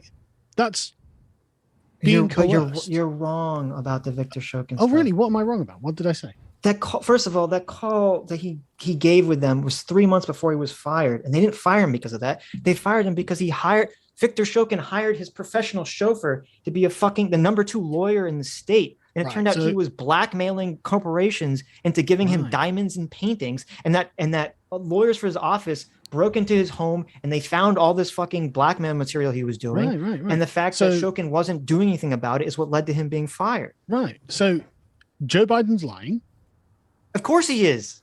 So he's a politician. He's just wrong, right? No. He's trying to play up his own accomplishments. Right. Okay. And America has no influence in Ukraine in that way. No coercive. Of course, America has influence in Ukraine. Right. So you have coercive influence in Ukraine. Sargon, can we address this point since we're on it a little bit? Because the socialists often make a point. They say that capitalism is no different than slavery. They say wages are slavery. Opting into an employment contract is really coercive by nature. And typically when we argue against that on the show, we say, no, you can opt in. It's an incentive structure. It's not by force. Slavery is completely different. Slavery is when you abduct somebody and you force them to work for you at gunpoint, basically. It's a hugely different system. But I can't really distinguish the difference between what you're saying about imperialism and what we often say in the capitalist slavery realm. Because it seems like you're saying, imperialism at a bayonet is exactly the same as some sort of incentivized imperialism. It's coercion either way. So, but how come you're not on the side of the debate? How come you're not? The Russians are obviously worse. Adam, just assume whenever anyone talks about Russia, right, that whatever happens in Russia is just worse. So, but is Russia in the capitalist realm whole country? Okay. So this is what I don't understand, and this is where I get into the arguments with the utopian thinking communists. Reality itself is coercive. Yes. You have to eat or you die. Okay, that's the ultimate coercion. You have to literally kill an animal and steal its energy to survive. Yes. And so it's the same thing with it's better to have a system where you incentivize someone to do something. Say, hey, we think you should do X, and if you don't, then we're not going to give you all this aid money. Or I'm pro-West. Okay, then I don't understand the conversation that we're having at all. Because you're not trying to understand the Russian position. No, I literally said we understand 20 million times. I understand the position that you're stating. I just don't think it's morally equivalent. Okay, but they do. It is morally equivalent to slavery. It's morally justifiable. Wait, so what? What do you mean, so what? The fucking people who want to have drag queen story time for your kids think they're in the morally correct position. So what? Right, but you are treating Russia like I would treat them. Like they don't deserve any respect. Like they should be crushed. So? What do you mean so? This is leading to the invasion of various places. I really think that America's handling of Russia since the fall of the Soviet Union has been massively counterproductive. It's been insufferable to watch Russia be pushed into the orbit of China, because Russians are Europeans, right? If the Russians were treated with like honey rather than vinegar, right? Attracted with honey rather than vinegar, right? I do think they would have become significantly more liberalized, but berating them for not already being liberal is not the way to do it. Well, we just disagree. I don't think that was. Yeah, but that's because you're wrong. Okay, it's because you're American. It's not because because you have a very one-sided view of this. It's because you're just so you're distant from Europe. You don't understand the cultures here. You don't understand the way that people think. We're talking about Russia. Okay, we're not talking about where you live. Right. So you don't have like a long history in dealing with these things. Like we were fighting Russia like 200 years ago. Okay, that has nothing to do with what the history of United States-Russian relations have been for the last 20 years. There's been nothing but antagonistic, really. That's not true. And all you can be like is, Obama. Yeah, but half your country didn't agree with that. Your deep state didn't agree. Clinton had a very positive relationship with Yeltsin. What are you talking about? No, look at the way things have ramped up. Like, under Putin, things have wrapped up in a bad place. I agree. But it's because of the constant bad faith that America approaches Russia with. I think we have to. Saying we won't expand. I think we have to fundamentally disagree. Again, we keep oscillating between if America would have just respected Russia more, none of this would have happened. And I think we have to fundamentally just agree to disagree on that, because and we've talked about it on the show. I don't know how much you were listening to. I think Putin is being motivated by the stay in power game, and that the really respect game is just subterfuge for it. Well, hold on a second. You can't come on and say that we don't understand the Russian perspective. We're just stupid Americans. You're going to explain it to us, and then not care about the psychoanalyzing of the Russian perspective. That doesn't make any sense. Well, why don't we just it's not even it's not psychoanalysis. It's dictator's handbook. Well, yeah, but that is psychoanalysis in a form. But why no, don't it's not. It's just how do dictators stay in power? Yes. Yeah, but you assuming that there is a threat internally to Putin's power, and Russians that I know just say there isn't. There's there's no point. Is one man an island? Is one man a king? Of course not. No man rules Putin, alone. He's an autocrat, isn't he? No man rules alone. He has to pay people to do shit. Of course for him. he does. Okay. Right, well, but that doesn't then he mean has to shore that up. So what? He spent 30 years doing that. Like, right. So Putin Russia's has actually expanded Russia's influence. Russia is in an economic decline, even before 2014. Was in an economic decline. Was in a complete. The population is fucking. Yeah. They're literally lying about their birth rates. Yeah, because their fucking birth rates are so I know. low. Okay, I don't believe the kind of John Mischmeyer idea that if we just said, "Hey, America," if America just said, "We're not going to do anything," that Russia would just sink off into obscurity and die a slow death, and that Putin wouldn't start lashing out and taking over other countries when he needs to. I don't believe that was ever a realistic world, because he's going to have to start shoring up his own power base when he starts running out of money, when Ukraine starts threatening the fact that they're going to be a competitor in the oil market, when Georgia starts threatening that they're going to be a competitor in the oil market, which is Putin's main source of economic influence and power. Of course, he's going to start taking over these countries and attacking them. I would have to check that, frankly. Okay. But I don't know how much oil is a major export of Russia's. I mean, I know gas is a huge export to Europe, but and wheat as well, of course. But is capitalism a positive force in the world? I mean, that's part of this too. Subject, Adam. Right. Well, no, that is part of this. This really is. I mean, when you're talking about Western liberal democracy, but they don't have a capitalist system. They don't. No, they've got a thugocracy. It's a kleptocracy. Yes, it's a kleptocracy. Exactly. Yes. Yeah, I know. Yes. Right. That's not the question. The question is one of national pride for the Russians, right? I don't think they would have been invading countries. I think what they would have done is bribing countries, like they did with Ukraine, incidentally.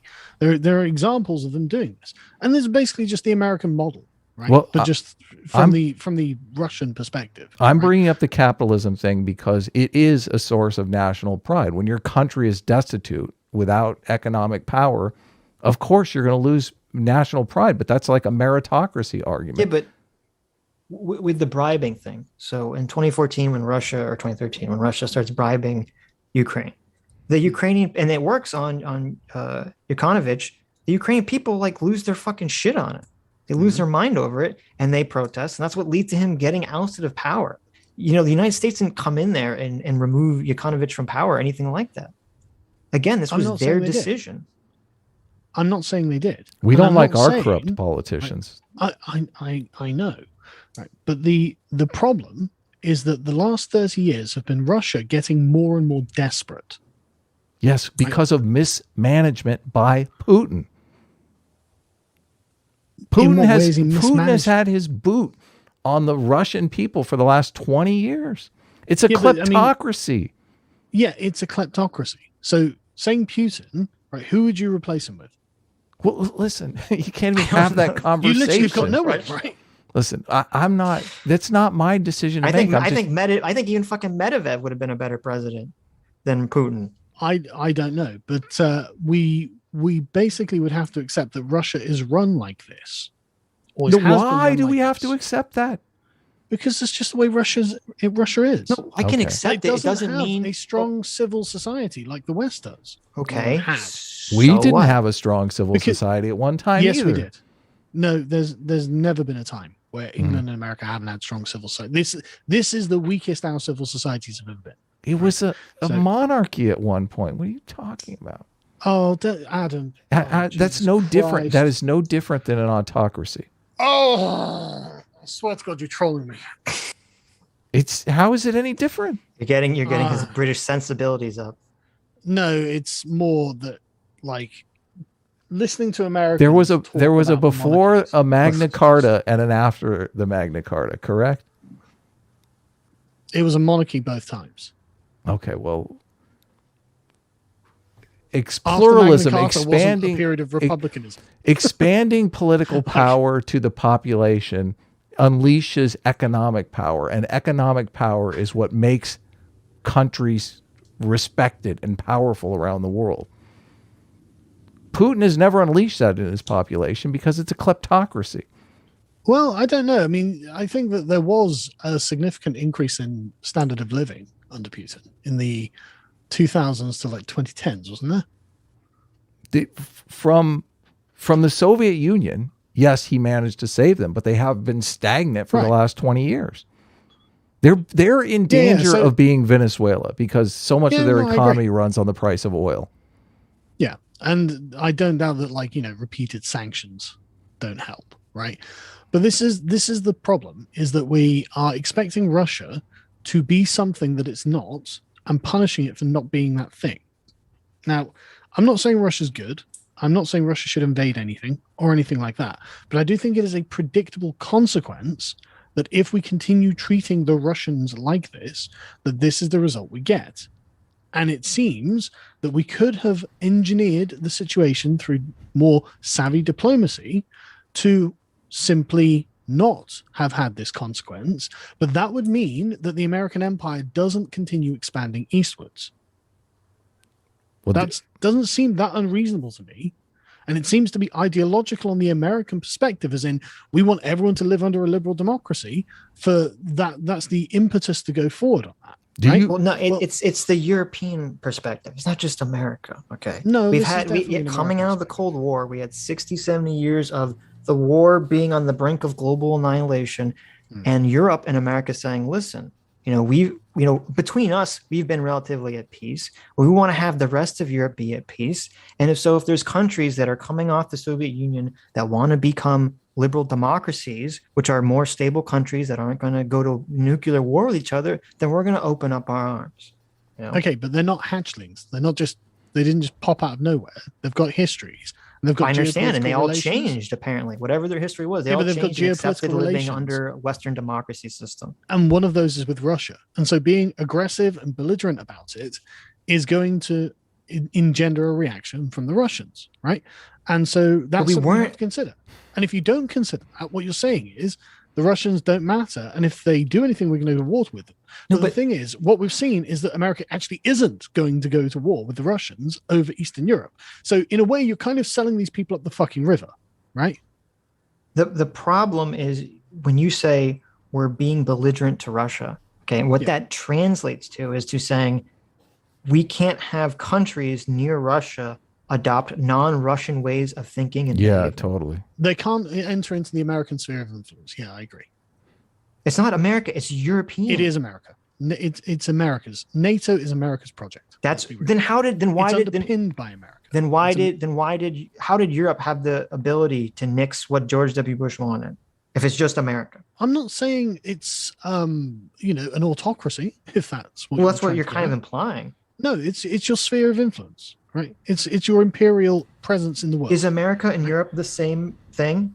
Are we just one giant monster? It depends in what dimension you're talking. I mean, if you're talking militarily, pretty much. Okay, so why does Europe? That's what NATO is. But this is part of what I think is the problem with the framing, because we say, oh, what does America care about Ukraine? America's across the sea.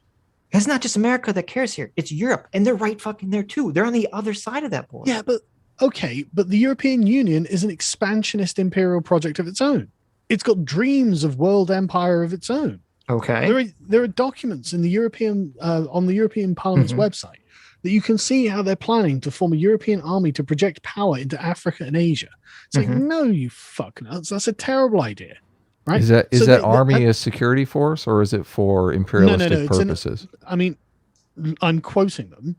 to project power into Asia and Africa. Well, you can't have a free market environment without security. Security is like step one. Well, assuming that that's okay. I don't know but what I'm saying is that they're an imperial project. Right. They expand like they're an imperial project, and they're constantly searching for more centralization. Yeah, but why? Well, So what? It's relevant. Wait, so what? Why do we're an imperialist project? You know, that's what the European Union is. Why? No, but this is what I don't understand. Why does the world have to suffer the weight of what the Russian people want in terms of building their empire? But we can criticize the EU for wanting to build their empire? No, I'm not in favor of Russia building their empire, right? What I'm saying You're saying we have to abide by it. No, what I'm saying is it exists. So your choices are two. You either respect that fact or you crush it. It feels like you're sort of visualizing this as if Russia is basically this wild animal, this mad dog, and Europe and America are like sophisticated humans with free will and rational choice. And they just have to say, well, there's this crazy fucking animal here that doesn't have free will. So you just got to put it down or let it murder all the animals around it. Yeah, because Russia's let's domesticate it. I think it would make a nice pet. Okay, well, no. That's precisely the perspective, Adam. Right? It would have been nice to do that, but unfortunately, it's been put in an increasingly small cage. It's not in any Haitian position to start. The elephant is totally in control of Russia. Right? It's not going to change its mind. I have another relevant. It's biting everything around it. Right?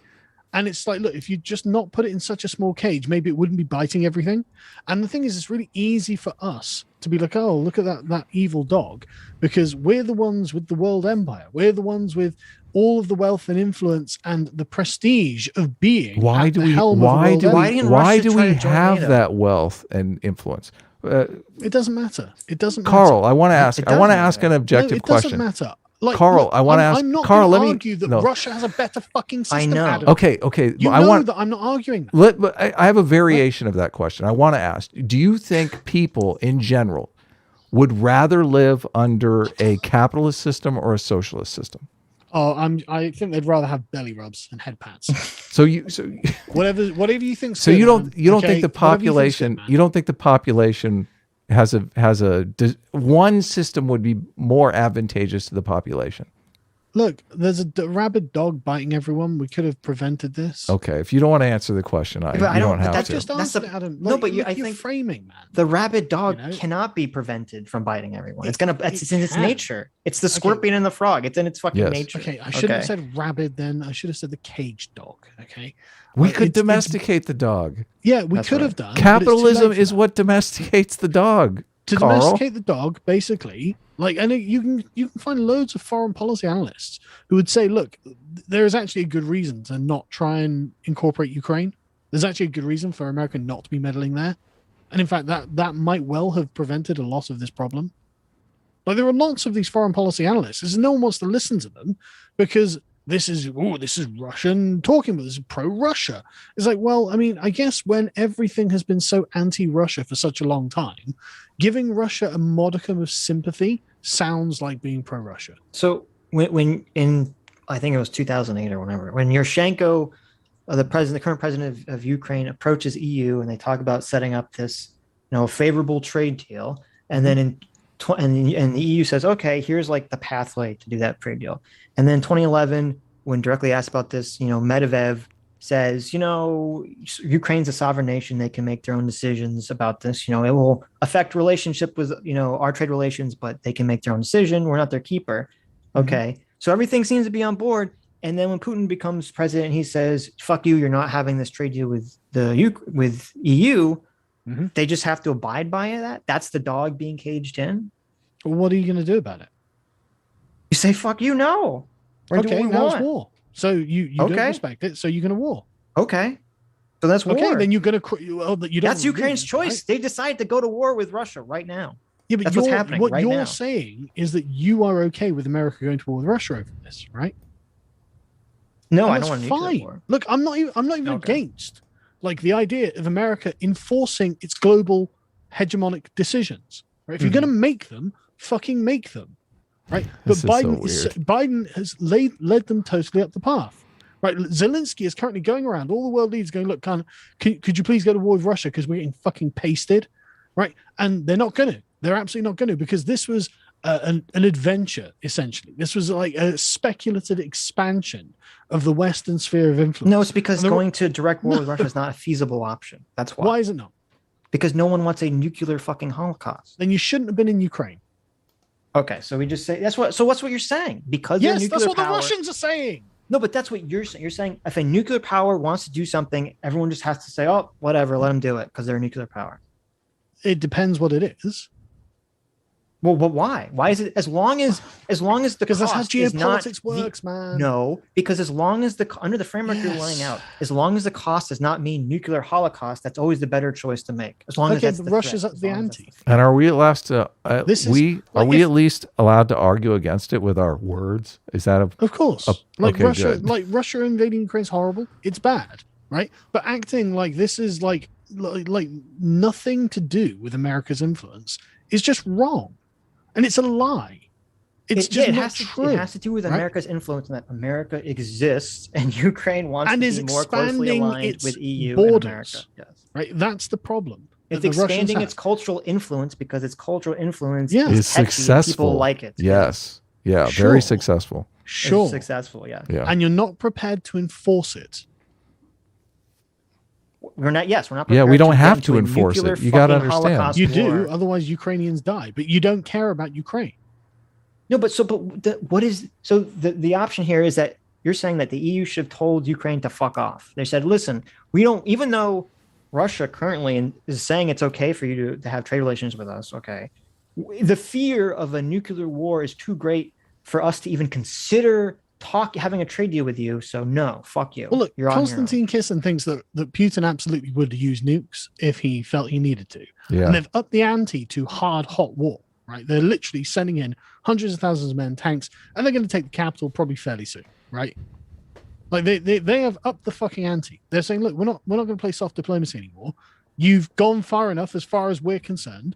You've broken promises to us as far as we're concerned. We consider you to be an empire of lies. And Joe Biden has fucking cucked. He's totally caved. And been like, yeah, okay, Ukrainians. I mean, we're going to send you aid, obviously, but, you're on your own, right? We're not going to provide you air cover. And without the air cover in a modern war, you're fucked, right? So this is what America the Redditors have been learning hard and fast, really immediately, right? Yeah. And so the question is just who is prepared to up the ante over Ukraine? And it turns out Russia is, because Ukraine is on the Russian border. So you think America, NATO should send troops into Ukraine? No, I think we should not be in Ukraine. I don't think we have a business in Ukraine. Okay.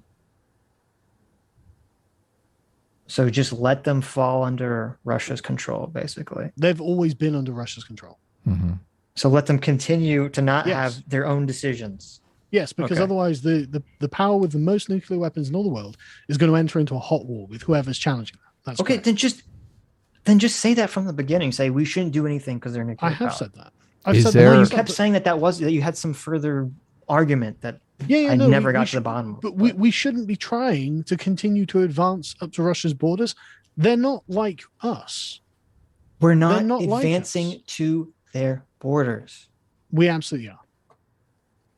Do you accept the difference between a cultural influence and a military taking over a country and influencing and expanding its borders? NATO is a form of imperialism as far as the Russians are concerned. I'm inclined to agree.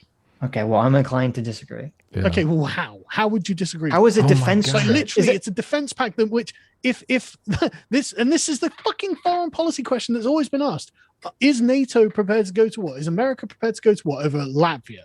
Right? As it's fucking preposterous. The idea that America is going to go into a nuclear war with Russia over some piddling Eastern European country is preposterous, right? But that's the promise that's on the table. If you want to make the sole argument that because of the threat of nuclear war, we're just going to sacrifice these countries to Russia, then that's fine. Make that argument. But you keep trying to make this different argument that like the American empire is expanding. NATO is part of this imperialistic force moving towards Russia, that you have to look at it from the Russian perspective, blah, blah, blah, blah, blah. No, that's all fucking irrelevant to the actual argument that you're making. I think all of these things are relevant. It's not, though, because all you're saying is, listen, is America going to go to war over Latvia? That's all that matters at the end of the day. Yeah. Okay. Because what you're doing is provoking a rival empire. So yeah, but this is the problem with that attitude, because if America says, okay, listen, we're not willing to go to nuclear war with Latvia, so Russia takes Latvia, and then they take Ukraine, and then they take they take Georgia, they take all the surrounding countries, until guess what? 50 years later, Cold War 2.0 is back, baby, because Russia's managed to regain all its power, and we're back on the fucking brink of global nuclear war again. Yeah, it was a really bad strategy to expand NATO. It should have been. No, I'm saying if there's no NATO expansion, you throw NATO out of the fucking window. Okay, but that you can't separate NATO from what's happening. No, I'm saying. Oh my God. If you say that if NATO disbands, okay, when the Soviet Union falls, I don't believe for a second that Russia is not going to just start gobbling up countries again. Of course. Why? Because they need to. No, I don't agree that they do need to. Right? I don't. They will expand soft power into these countries. That's true. Well, you want us to pull our soft power back as well. So I mean, there will be no opposition. Soft power has provoked this. And I'm not saying it's wrong either. And so wait, so when Russia's soft power goes all the way back to expanding up to the borders of Germany once again, then the Russians will be in the wrong. And we're back exactly where we fucking started, 50, 60 years ago. Yes. No. And we say, we get to say, and America gets to say, well, at least we're not in the wrong. The Soviet Union was hard power, right? It wasn't soft power like America. Okay. Mm-hmm. The Soviet Union. So don't mix. But that's the difference. What America has shown that it doesn't exert soft power on democracy in democratic countries, and then say, oh, by the way, fuck you. The way Russia's engaging in Ukraine right now. I think it does. Okay. I think that the Americans have a very rosy-eyed view of themselves. We've been arguing, I think, for about an hour. Do you guys want to give some final thoughts, or? Well, I still don't even understand why. Like, this just seems so counter to so much of all the points that you've had and that we've had about not engaging in cultural moral relativism for the last 5 years, and it's weird to hear these arguments. It's not appropriate to have cultural moral relativism in someone's country, right? It should be the culture of the country, the established traditional culture of the country, that is the hegemonic culture, that is the barometer by which things are measured. Right? But how do you measure that?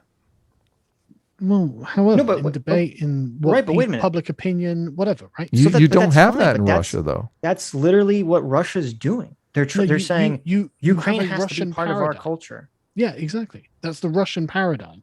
And that's appropriate in Russia, but it's not appropriate over here, right? But that's not really what we're talking about. What we're talking about is rival empires on the geopolitical map. And this is the problem that the Russians have. They are prepared now to up the ante way past soft power.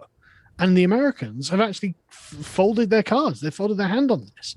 And it's actually like it seems that you might actually be right, that this is setting the stage for a further increase in Russian military aggression. Whereas this could have, I think, all have been avoided if it had been dealt with through diplomacy and soft power without taking ex-Soviet satellite states into NATO with such speed, frankly.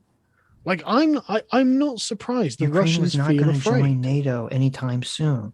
So what? But that's what I mean. So what? That's the conversation. But they want it to. They want it to. Once Russia fucking invaded the country, they've wanted it for decades. People, certain politicians in Ukraine wanted it because they wanted the security guarantee. Yes, and in America, certain politicians in America wanted it. Yes. Yeah. Okay. And so, from the Russian geostrategic position, they're not like, well, it hasn't happened yet, therefore I won't do anything. Right? There's a constant game of forces moving. So they're going to push them in that direction. That's a real genius idea. Say again? Russia's going to push Ukraine further in that direction. Doesn't seem like the smart idea. Oh, they don't care. They're just going to invade with tanks. Okay. Like they have. Right. But it didn't have I to should be respect that way. this moral position. As you said, before the invasion of Crimea, the Ukrainians weren't like super pro-EU or anything, right? But it's because... Well, no, I said they weren't super pro-NATO. They weren't... NATO, They weren't super pro-NATO, and there we go. Right, this all could have been avoided, but I do think there's been a constant ratcheting of pressure, a constant demonization of Russia, a total lack of respect for the fact that Russia has interests It is legitimate for Russia to have interests. No one is saying that it's not. Carl, I really feel like you are. Carl, I can't. I know get you past, might think you're not, but I really think you are. I can't get past the fact that you're casting economic incentives and full-scale war as this on the same playing field, on this at the same moral level. That for me, I mean, that's the exact same thing that the communists do, the socialists do all the time. But this is because you've never read Clausewitz, isn't it?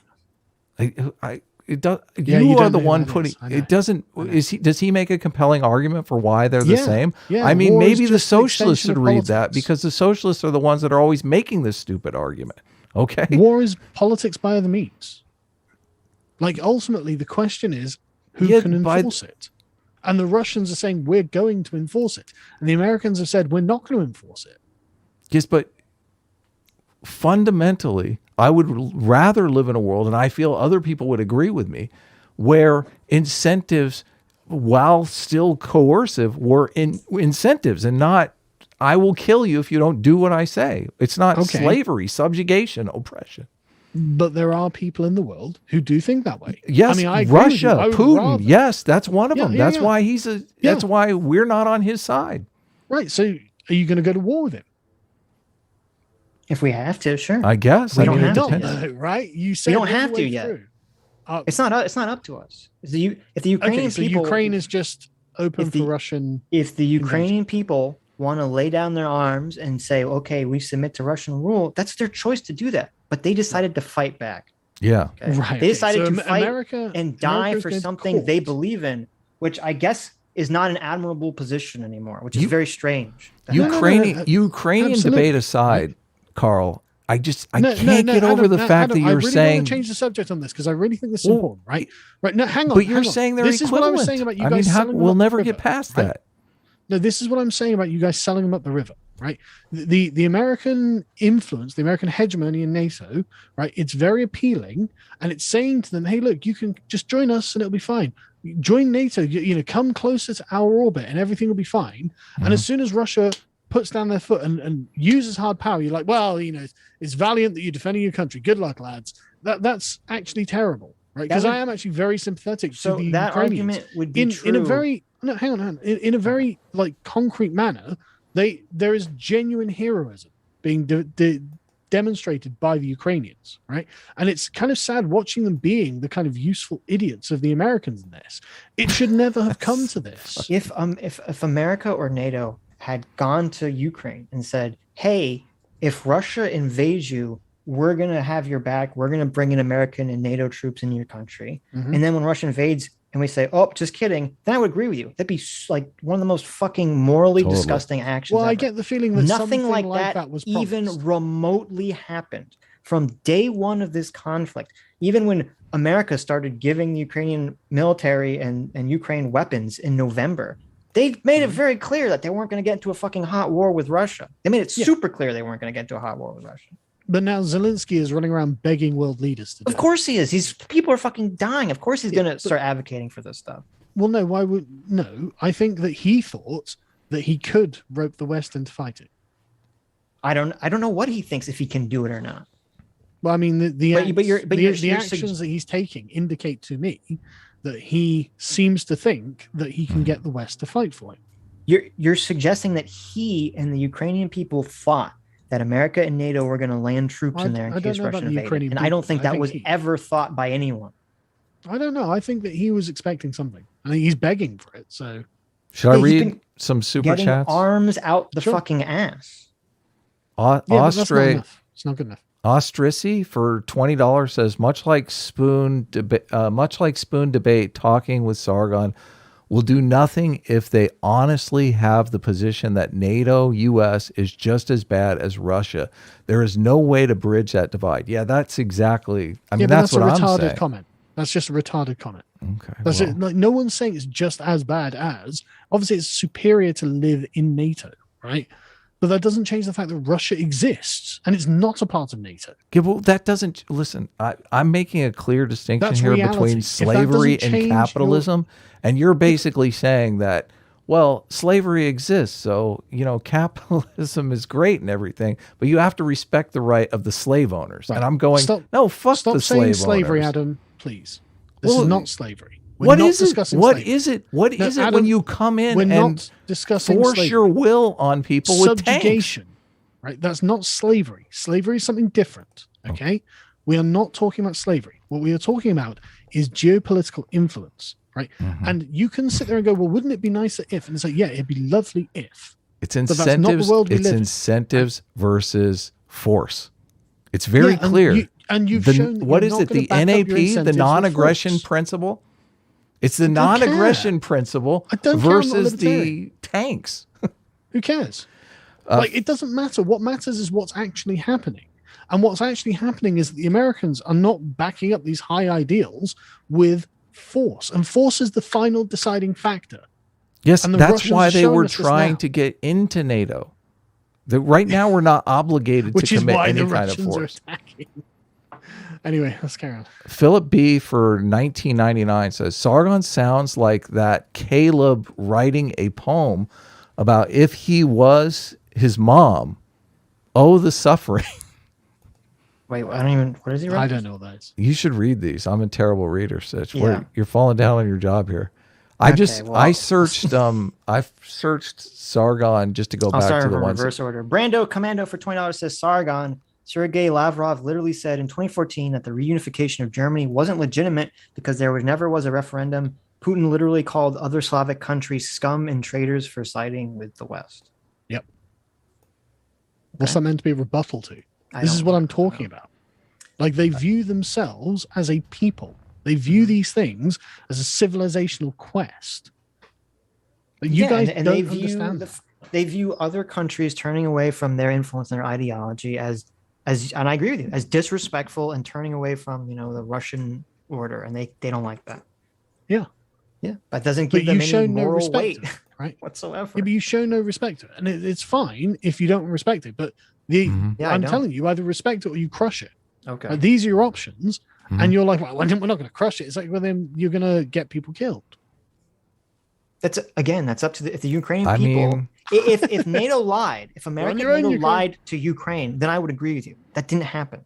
I think the lie is implicit here. What does the crush it option look like, Carl? Because I'm curious. I feel like we are doing the crush it option, but with incentives instead of force. Right. No, I mean, that's what you said was the same thing earlier, but I guess it's not now. You've got the arena of soft power, which is where incentives come in. Right. And then when one side ups the ante into hard power, we're forced to do hard power. Wait. Then don't call us both the empires then. If you're making this distinction between soft and hard power, don't say we're the American NATO empire versus the Russian empire here. The American empire has lots of hard power. It just refuses to use it because of the unforeseeable. Yeah, but not using this hard power on these Eastern European countries that want to join NATO, that want to be part of the EU or want to be part of NATO. Sorry, say again. I said the Eastern European countries are not. We're not exercising hard power. No, I know against these countries. I'm not saying so. It's not an empire the way Russia is. No, or wants to be. You, both you and Russia were trying to buy off the country to join your sphere of influence. It didn't work. But the thing is, this was inappropriate. Like, there's no reason that Ukraine should be in America's sphere of influence. There's just no reason. The European sphere of influence again. Yeah, but there's no reason for it, right? But the people want it to be. What do you mean? Can totally make an argument, and Putin did. Did you watch David Starkey's video about Putin's position? I don't know who David Starkey is. Right, okay, I'll take that as a no, obviously. But basically, Putin has a historical narrative that he is fulfilling here, right? Which is why this is not an unpopular war in Russia. Like, they are doing something on a civilizational basis. And this, like, you guys are just speculating in Eastern Europe. And you're speculating as well. I mean, that's not a fair assessment. No. It just doesn't matter. I mean, you're gambling. Not that with, I mean, you're gambling in Eastern Europe, right? You're seeing what you can grab, right? And see where the Russians have said, no, this is our line and we're going to fucking enforce it with hard power. We're upping the ante now. What are you going to do? And Biden's already been like, we're not going in. We're not fighting over it. We're not going to a major war with a major power over Ukraine. Sorry, Ukrainians. Good luck, Zelensky. And it's not good. Yeah. That's not good. You shouldn't have got to this point. Okay, so again, all these countries should the EU should just say, fuck you. America just say, fuck you. If you want to become like us, if you want to have trade negotiations with us, no, we're not going to do it because of some fear that 20 years down the road, Russia's going to invade you. No one's saying you can't have trade relations or diplomatic relations. Russia said that was what started the specifically. 2014 situation. Okay, that's exactly what Russia said. Maybe they are then. Okay, fine. Right. What I think the main problem though is the very concept of NATO, right? To be able to put American weapons closer and closer to Russia is something that freaks the Russians out. I think they're very afraid of this. It freaks the elites out. It freaks Putin out. That's for sure. I think it probably freaks them out. I don't buy that there's a fear. As this is even demonstrated. I mean, there's a fear that NATO is going to invade the country of Russia. I don't think that's Putin's fear. I don't think that's anyone's fear. They say it. I know he says it. That's because it's bullshit. It's the bullshit narrative. Of course he's going to say it. Right. Wait, how is this exact situation not demonstrating that NATO isn't going to invade Russia? Oh, it's a good example of how NATO turns out to be a paper tiger. You're not going to go. So then I guess Putin's fears were not justified, and he can pull out of Ukraine, and none of this has to happen because it turns out NATO is just a paper tiger. Why? Why not just keep on crushing NATO? Well, because if the whole thing is the fear of NATO, and it turns out NATO's not going to do shit, then why does it matter? Well, it doesn't now. I mean, there's no reason that they wouldn't just carry on doing what they did. But if their basis for carrying on is the fear of NATO invading, and NATO shows it's not going to invade, then they've lost their primary motivation to do what they're doing. Yeah, NATO's not even going to protect Ukraine. It's not that NATO can't invade, right? It's not that NATO can't do things. And what, saying that, look, we're just going to have weapons on your borders, or in the nearest NATO country, but we're not going to do anything. I mean, maybe tomorrow NATO will. Who knows? We don't know. Okay. Right? So why take the risk? Become the Knight for $20 says, Sargon, you are way off on this. Jeffrey Dahmer is a far more sympathetic serial killer than a lot of the previous ones. We should just respect his choices. It's an improvement. Small-brained interpretation. I'm only reading the $20 ones for Sargon. Okay. Sitch, are you doing the same? Austri for $20 says Sargon is cast in the U.S. NATO as humans beating and caging a dog, and the dog biting back in response. How in that description is U.S. NATO not worse? Well, worse again. It depends what you mean by worse, really, doesn't it? Right? If you mean has provoked this, as in has speculated its way into this, then yeah, I think that was a mistake. Mm-hmm. Mm-hmm. I don't think we should have done this. And I think the Ukrainians are the ones who are going to suffer for it as well. Alexi Time for $20 says, Carl won me over when he cited the host of trigonometry. This is why he's equal to Vosh. They are both somewhat intelligent, but are so lazy and arrogant that they can't be bothered to put any research into their argument. Uh-oh. I don't know if they're talking about you or the host of trigonometry. Literally speaking to Russians about the opinion of Russians in Russia. Kabomi. How is that not valid? Kabomi for $20 says Sargon has an unrealistic moral expectation of feminists. Well, okay. I mean, that's probably true, I suppose. Jesus. Yeah. I expected feminists could be moral. There you go. Alexi Thime for $20 says Sargon, Russians misunderstood, Muslims evil, political affiliations aside. Sargon equal Vosh. Have you ever read Loki? It's actually Locke, I know, but meme time, right? Have you ever read Locke? Well, that's what's his face? Warski. Yeah. Loki. But no, Muslims aren't evil. Russians, I don't think they're misunderstood. I think it's just Americans don't understand them. Well, I know that sounds a contradiction, but it's, again, whose perspective are you taking? You've always been someone who is not afraid to say cultural relativism is bullshit, and that we believe have a better Western culture than Russia. Yeah, that's why I'm mystified here. Mystified here when people want people want to join our culture because it rocks of their own volition, and you're basically making the case that the elite should tell them, no, we shouldn't do that because there's this big bully that'll beat us up if we don't. If we that's don't what I'm saying. Stay away from him. their culture. If you're prepared to crush them, then do it. If you're not prepared to crush them, then act accordingly. Well, I mean, it's a iterated game, so the crushing isn't. Well, but again, so if over time, go ahead. If it was 100% clear, which I believe it was, because I can't imagine this conversation happened in November when America is giving Ukraine all its weapons. If Zelensky knows with 100% certainty, U.S. says, "Hey, we're not going to put NATO or American troops in Ukraine, even if Russia invades," and he says, "That's fine. We're still going to fight, though." I mean, does that change any of your opinion on any of this? Well, I mean, I'm not for Russia invading Ukraine, right? No, but in terms of like, I hope the Ukrainians fight them off, but I don't think they're going to. No, I understand, but I mean, in terms of like whether countries, have a right to say, okay, we want to be more closely aligned with Europe or America, even if that means that there's a threat of Russia. We'll roll the dice. Because you're kind of saying that America's rolling the dice, but it's really these Eastern European countries rolling the dice, and I'm saying that that's their right to make that decision to gamble. I agree. Okay, but what we're doing, I think, is incentivizing them, as Adam's been saying, to join us. And I think that's actually by being cool as fuck. Yeah, but also by giving them money and by taking money from their because we have money at our disposal because we're a fucking wealthy. Dynamic economy, free economy. Our elites are also looting their country, right? So, not to the same extent as Putin. Sure, but that doesn't mean that our elites aren't looting their country. So, like Jeff Bezos, the gain of like Hunter Biden, Jeff Bezos, Elon Musk, he's looting our country. Hang on, Bill Gates looting our country. No. Who is it? Romney? Was it Pelosi and Biden? And there's another one. They've all got like children or like nephews or something on the board of Burisma. It's fucking amazing how openly corrupt it is. There is not looting the country, though. That is absolutely looting the country. No, there's no way Hunter Biden's earned a fucking penny of that Ukrainian money. No, corruption is not looting the country. Of course it is. Okay. It's the same as looting. Right? No. Looting the country is stealing its resources for your own country's benefit. Yeah, that's what they're doing.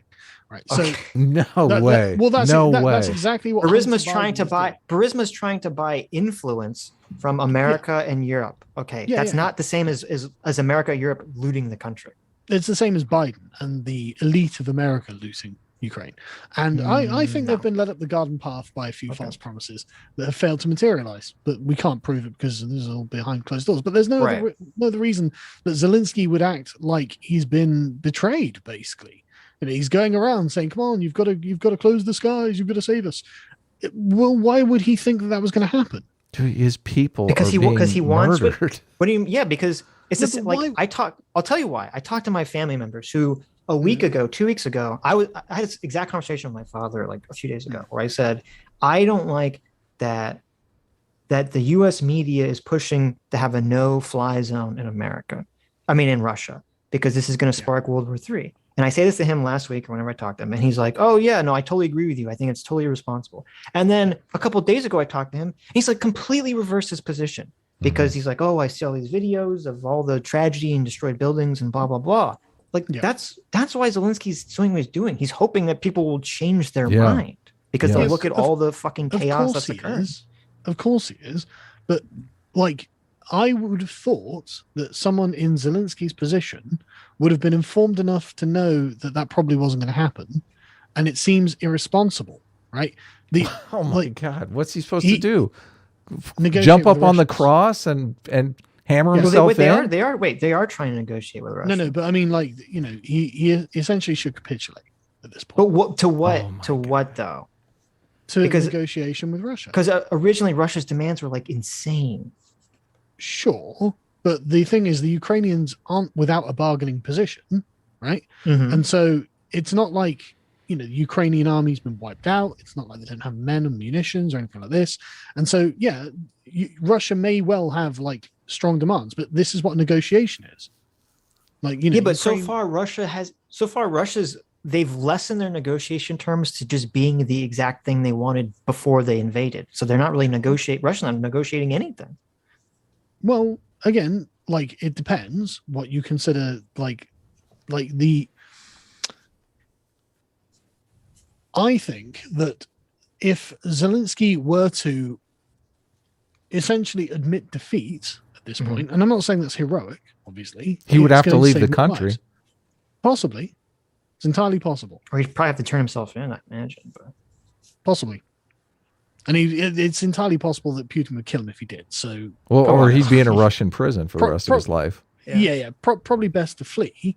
But the alternative is Ukrainians dying, isn't it?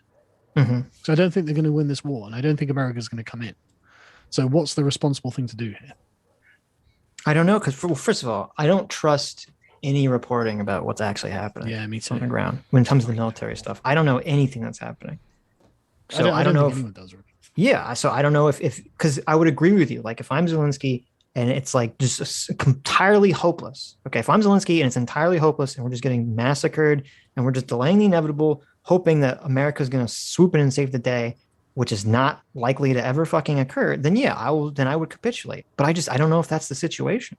Well, I think it might be, because I mean, it seems that the Russians basically have Kiev surrounded at this point, right?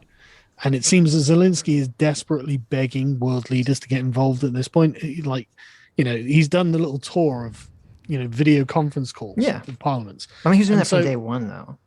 Yeah, but he seems really desperate now. Like the rhetoric that he used is different, the American one than the British one slightly, and who knows what he's going to say to Israel, right? And so it just seems like the situation is worsening for Zelensky. And the thing about the Russians, the Russian military tactics again haven't really changed in like 300 years.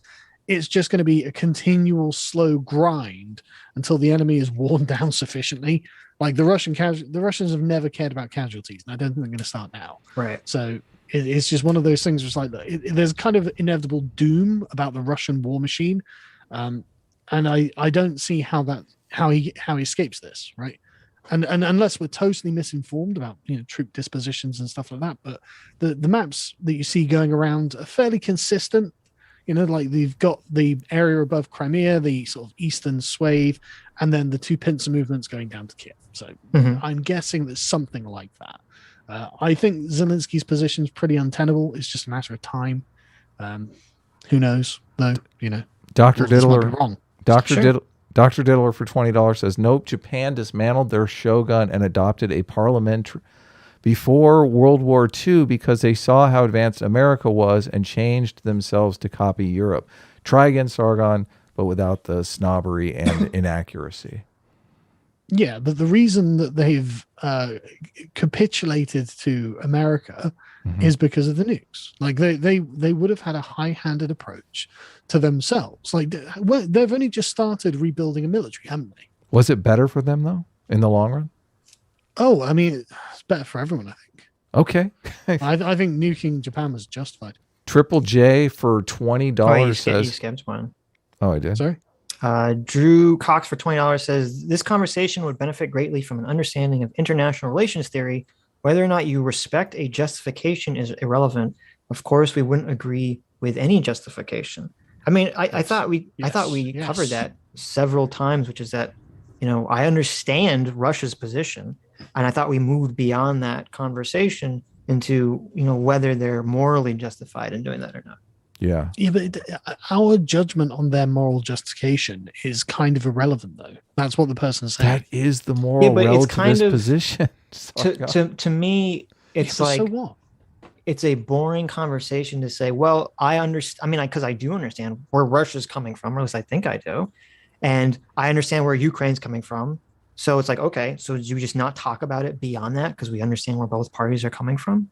Yeah, but we already know that we're going to morally condemn Russia for what they've done. Yeah, because we don't agree with them morally. Yeah, I know. Yeah, but we're watching a debate where Nick Fuentes doesn't have your position at all. Well, he sides with Russia morally. Well, maybe he does. I don't watch Nick Fuentes. Well, I know. I have no idea what he says. That's the conversation. But I understand. But that's why we're watching this conversation, because I think it's completely different. But you guys seem to have real difficulty separating your moral and value judgments from like understanding of what Russia is, why it's acting, and how it is in fact a part of the problem of what America has done. I'm not saying that Russia is blameless or anything like that, but also America is also not blameless. Well, we're articulating the same information about America's role here as you. You're just saying that that role justifies Russia's action, and we're saying that it doesn't. So no, again, but I think this is when maybe you say justifies, you're talking in a moral framework. I know. Yes, you're just. Yeah, but that's not proper. There's okay. no Well, I think this is where we're getting confused, because when you say like America has to share the blame to us, that sounds like there's a moral component that you're adding. Yes, to it. blame You're not has just a moral simply saying component. it's like every action has a reaction component. Well, I mean, it's a causal component, right? Mhm. America's actions are part of the causal chain of events, right? And Yeah, maybe there is moral burden here on your part, right? Again, Ukrainians are currently dying because they've got the fantasy in their head that America's going to ride to the rescue. Well, It's we not. disagree about whether that's true or not. Well, I think that's probably true, but I might be wrong. Who knows? But I think that probably is true, and I think there probably is some moral burden there. I don't think America is blameless and has done nothing wrong, but then I don't think America is the great Satan either, and it's definitely a preferable option to Russia. But this is what makes America's weakness in this regard. When hard power is enforced, like this is what makes America's weakness kind of suck. But the question is how wars begin when you will but don't end when you please, and so I can understand why America wouldn't, but then that's basically an admission that Eastern Europe is Russia's backyard and America has no business being there. Triple J for $20. Triple J for $20. I think Sargon is trying to make a real politic argument, while Sitch and Adam are making a moral argument. Both arguments can be true at once. It can be true that Putin can be geopolitically justified and morally unjustified. Yes, that is the case. Yeah, I don't think we contended that, though. I think that the Russians would see it as being morally justified, though. Right. That's what we're talking about. Yes, of course. Yeah. They see it as self-defense, so therefore they are morally justified. 95 Keith for $20 says, can we outlaw the you only think this way because you're American argument? Yes, we can outlaw that. That's no. Sorry, God, we've already outlawed it. Don't make us don't make us join NATO. Oh wait. Honestly, there is an element of privilege to being an English speaking person. You've had a much easier history than some other peoples in the world. I agree. Yeah. There you go. Ivan Petrescu for $20 says, it's noteworthy that all of Sargon's arguments are vague, moralizing, navel gazing. He hasn't addressed a single point that was made in the stream to this point. Well, I'll give Sargon some more credit for that. I don't think I've made any moralizing arguments. Okay. Alex Time for $20 says, we did respect Russia. Remember a little thing called the Cold War? Then they lost and became a kleptocracy. Fuck what they think about themselves. Isn't that your big problem with SJWs, Carl? Yeah, but SJWs aren't going to be killing Ukrainians and threatening nuclear war and things like that. Like all these things are questions of scale. Okay, well, here's the question. Let's imagine a crazy hypothetical where Putin is actually a transgender lady who's teaching all his children in Russia drag queen story time, and he's the embodiment of woke neo-Marxism. Like, does that change anything then? No, because the thing that changes things is the scale of Russia's nuclear arsenal. Right. Like, okay. If I mean, there wouldn't be much contention here, really, because I mean, you guys got to remember European history before nuclear weapons, right? It was just armies invading all over the place constantly. Right? Yeah, I know. The Russians have seized Paris. The French have seized Moscow, taken Moscow, right? So like, giant armies marching across Europe is just totally normal. And if this was the pre-nuclear time, it would be like, okay, we'll just raise an army and go fucking destroy them. If Russia didn't have nuclear weapons, would you be in favor of us getting involved? The U.S. getting involved? Yeah, absolutely. Because I mean, the Americans will not have a problem actually destroying the Russian army, right? That's not the issue. Is not your manpower, your capability. No, the issue is the nuclear Russian submarines. Yeah, exactly. And I mean, don't they have like 1,000 nukes or something like that? It's a really high number, and so it's just like fuck, And so, like, if it was conventional, then do it, and it would probably be better. It would probably be better to liberalize Russia by force, like Japan, certainly. But I don't think that's an option. So there's no point putting it on the table. Someone in our chat, I mean, I don't know if it's true or not. Someone in our chat says they live in Kiev. and they're not surrounded at the moment. So No, okay, well, great, good. 95 95 key Who knows, you know? 95 key for $20 says defending the invasion of a foreign country that desired peace and the death of its civilians to own the libs. And a little emoji with the sunglasses. I like this one, even though it's for $5. I'm not sure I understand it, but the real Hydro PX for $5 says Adam and Sitch have made pussy their god. So they are controlled by morality. If anyone watches the left news, they use morality to control. There you go. Based. We watch a bunch of left news. That's all we watch. I mean, I'm a huge Rachel Maddow fan. I'm just, she is, I mean, she's. What's Rachel Maddow's take on all of this, by the way? I don't watch any of that shit. Come on. She's probably frothing at the mouth, demanding we nuke Russia first. I would not be surprised. I would not be surprised. Become the Knight for $20 says tornado Sargon coming in hot, decimating my free will and these legendary levels of spin. A lot of spin. There you go. Bishop Cruz for $20 says Sargon's thinking here is so flawed. He wants to blame the U.S. for everything, but admits that Russia is wrong. By his own rationale, if Russia cannot change, then the world would be better bombing them from existence. I think that's kind of what you were saying. He wants to blame the U.S. for everything, but admits Russia's wrong. Well, hang on a second. That's not me blaming the U.S. for everything, then, is it? Well, no, if I was because saying Russia did nothing wrong, then I would be blaming everything on the U.S. Well, no, because it's sort of like as we you're conceptualizing Russia as like not having agency, sort of in this situation. Oh no, it has agency, but it's predictable what Russia's going to do. And but the thing is, the narrative from honestly your guy's side is very much, it comes across very much that America has done nothing wrong here, and I think America has done something wrong here. But I also think Russia is obviously doing things wrong. It's Russia. Of course, there's an argument about. Anyone can have this argument about, what is wrong is from the eye of the beholder. And we're classifying as countries wanting to become part of, the more European or American style things. It's not wrong. And Russia is. So, I mean, it's all a definitions game. But not necessarily. It's about the level of argument you're making. Like, what layer are you making an argument on? Because, I mean, morally, you'd be like, well, yeah, of course, we want everywhere to be liberal democracies, right? But do we? If that comes with Carl, I feel like we're making progress. Say that again. But I like that. One more time. Clip it. But do it like you mean it. I want it with gusto. Of course we want the world to be liberal democracies. Say it with me. But this is just my moral intuition. Right? Of course. But ours is objectively correct.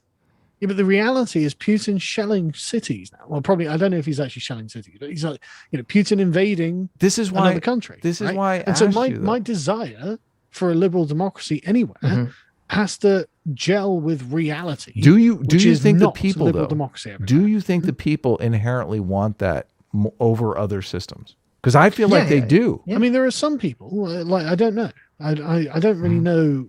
I would need to spend a lot of time talking to Ukrainians, like looking up Ukrainian opinions on liberal democracy. Right. We wouldn't want to do it by force. We wouldn't want to roll into Kiev with a bunch of tanks, but but also I don't think like essentially bribing them into it is a good way of doing it either. So, I mean, like there's an aspect of like they're not just bribing them. Like the people say, "Oh, we want what they have. We want to live that kind of life." Right. I mean, it's not like bribing them. But the thing is, I think we also need to be realistic about the problems that our culture creates as well. Right? They're not the same problems. We're getting somewhere. Well, yeah, but like whenever if Ukraine or Lithuania or whatever country, becomes more Americanized or Europeanized, like they're not going to become a mirror image. They're going to have their own cultural problems and their own solutions that we don't have. Yeah, but there is. I don't think you can underestimate, and I say this is like a province of the American empire, the cultural empire. You can't underestimate the amount of influence that America has. And it really is cancerous in some ways. So I can understand why there are like the Nick Fuentes who are like, no, America bad, right? What ways? Just so we have it on the record. Social justice, mate. Black Lives Matter. Like all of this cancerous American bullshit is tearing our societies apart. Like so to say that this doesn't come with it is wrong. What would we call that? Like too much empathy? Well, American leftist culture. However you want to describe it, but these things come with the Americans. But does that mean money? Like if we were having this conversation in 2008, I mean, that wasn't really a thing in 2008. Yeah, I know. So we wouldn't have known this was going to sprout up, but it has sprouted up. Right. And it is cancerous and it is I mean, I ruining. agree with you that it's definitely I cancerous. know. But this is the thing. We can't. I don't think we should have such a. I mean, we shouldn't have such a blind view of liberal democracies to say it's good in every case, because there are downsides that we're struggling with right now, and we don't have a solution. No, but I don't think anyone has a solution. No, but because that's it seems like the problem. other solution is, let's become fascist again, which I don't think is a solution. I've seen. I know that's not your position. I'm just saying that seems to be some of the position I hear from the Nick Fuentes camp. Well, who cares what Nick Fuentes says?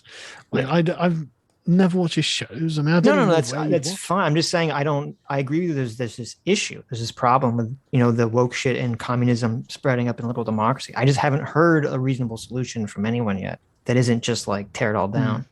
Squeeze Louise.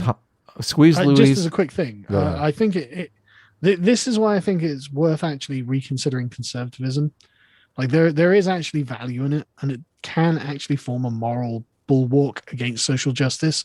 It just articulates its own arguments really terribly. Squeeze Louise, High Lord of something. I don't know. It's cut off. Shitposts.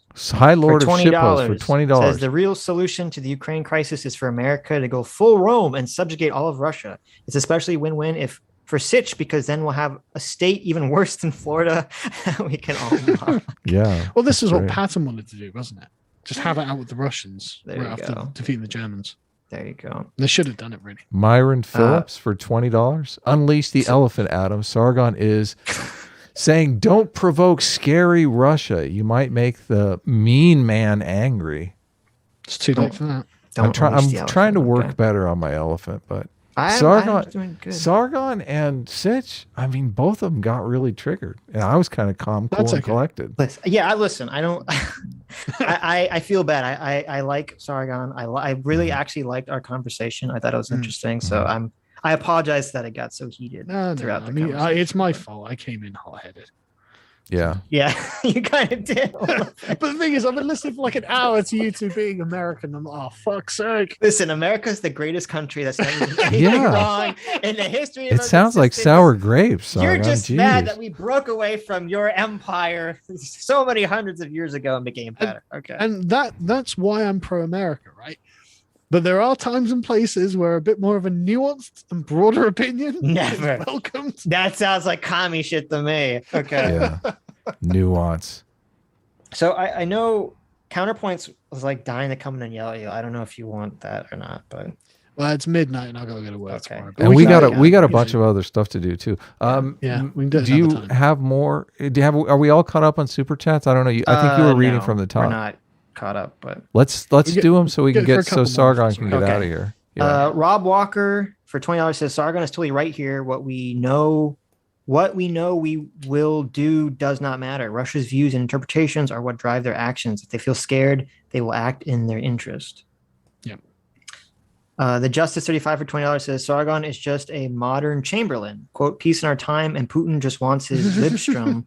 Only a moron sides with a burglar who's afraid of people installing anti-burglar alarms. Return to the Fuentes Destiny debate. This is ironic because I was on Mauler's stream a week or so ago, and they were like, "What do you think of it?" I was like, "Well, basically, if you're gonna talk big, you should go in and smack the Russians." And they're like, "Oh God, we don't think we should do that." It's for fuck's sake, then don't fucking talk big, right? He's up the ante. He's using hard power. Okay, if you're not going to use hard power, then shut the fuck up. Right. Just accept that they're going to do what they're going to do, and you're not going to do shit. You sit there holding your dick in your hand, doing nothing. Okay. And now I'm Neville Chamberlain. Jesus. There you go. What if we nuke Putin's palace? First strike. I mean, we would kill. From Adam. We would kill a limited number of people that way, and I think it would send a strong message to Putin. He's put a lot of money into that palace. I'm getting their counterpoints. Don't worry.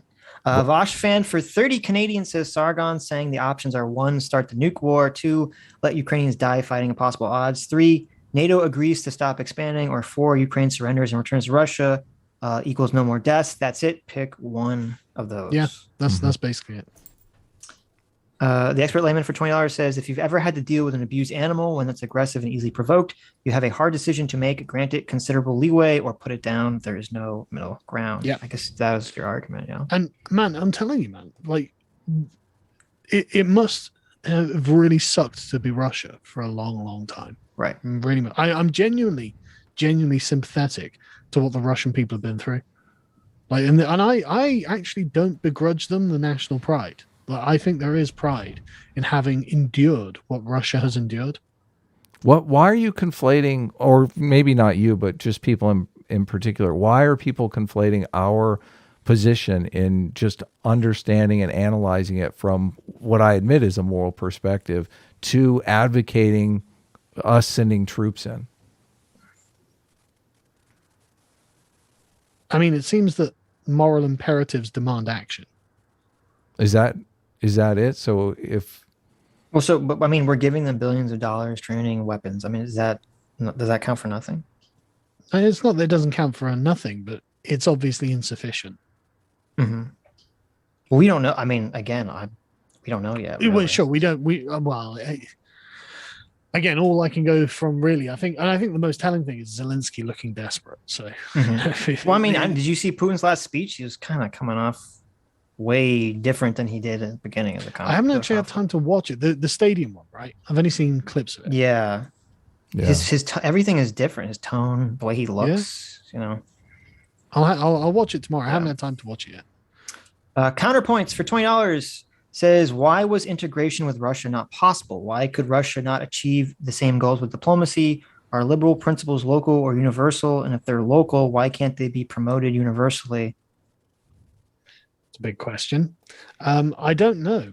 I mean, honestly, I think the best thing would have been to have brought Russia in, like accept them for what they are, and slowly begin the process of subverting them into democracy. Get the worm tongue in there on Putin's side. No, literally, literally, just allowed things to get better in Russia, like actively help things to get better in Russia, like essentially like court the Russians, shouldn't look actually, and the thing is, there's a kind of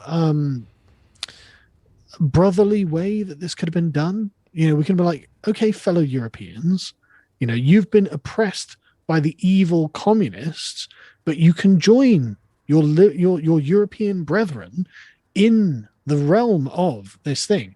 And if it had been done with an eye to saying, well, look, Russia's a great power and we want to see you become a peer, right? Then we could have had moral arguments that would have had weight and pull with Russia. And I'm sure that this has been tried, but I'm no expert or anything. But this I think would have just been a better way of approaching it than being like Russia bad, Russia bad, Russia bad. Right. And that's all Americans say. And it's like, they're not. They're damaged, From our perspective, they're damaged people. Well, I mean, I was thinking about that. I don't mean to sound condescending there either, but that's how I view it. I was thinking about that exact thing the other day. If that was feasible for America or Europe to do something like that. And I was trying to think, has America tried to do something like that? And I kind of came upon, well, I mean, it's kind of what we're trying to do with Saudi Arabia. And I don't think it's working really, though. Oh, well, you say that, but I mean, they're letting women drive now. So, well, okay, there you go. Maybe small steps in the right direction. Steps. So, I mean, I hope, what you're saying would be a feasible alternative. I'm not sure it would have been because of the way Putin is essentially running the country. Like, I'm not sure Russia could ever have joined the EU or NATO, I don't think or Russia could have joined the EU, but essentially, or whatever, some equivalent, Essentially, we should have basically admitted that Russia's the big boy in that neighborhood, right? Mm-hmm. And so, rather than taking all of his friends, which he wouldn't be beating up all of those friends. He just would have had them hanging around him. We should have respected that. But I think it's too late now. So, obviously. Kabumo for $20. What's Sargon's take on the failure of the Budapest memorandum, where Ukraine gave up its massive stockpile of Soviet nukes for assurance that Britain, France, China, Germany, Russia, and the U.S.? I mean, it's making the argument against gun control really strong, isn't it?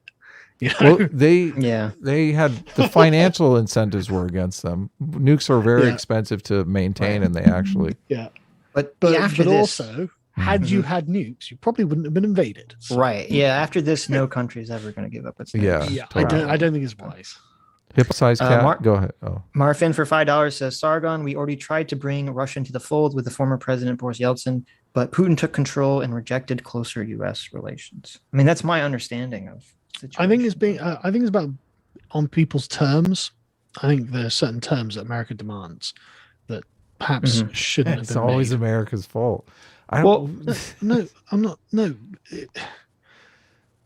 It is not, everything. It's always America's fault. Say it louder for me, Adam. Say it louder for me. First of all, America did nothing wrong. But I think that's probably correct in that America wants. It says, okay, if we're going to have these positive relations, I mean, it depends what they are. Because we have positive relations with Saudi Arabia, and we don't expect them to be because of dependence, moral, right? So, but and this is the thing, like. There's always another standard applied to Russia, it seems, and like I think we should have just treated Russia like Saudi Arabia. I mean, maybe. I mean, I'm not totally opposed to that idea. I'm not even totally opposed to thinking that Clinton was wrong in how he handled, the early NATO acceptance of those countries. But the difference, I guess, of course, was just we're not afraid of Saudi Arabia taking over the world like we were with Russia. Oh, that's a good point. And I think that was the concern.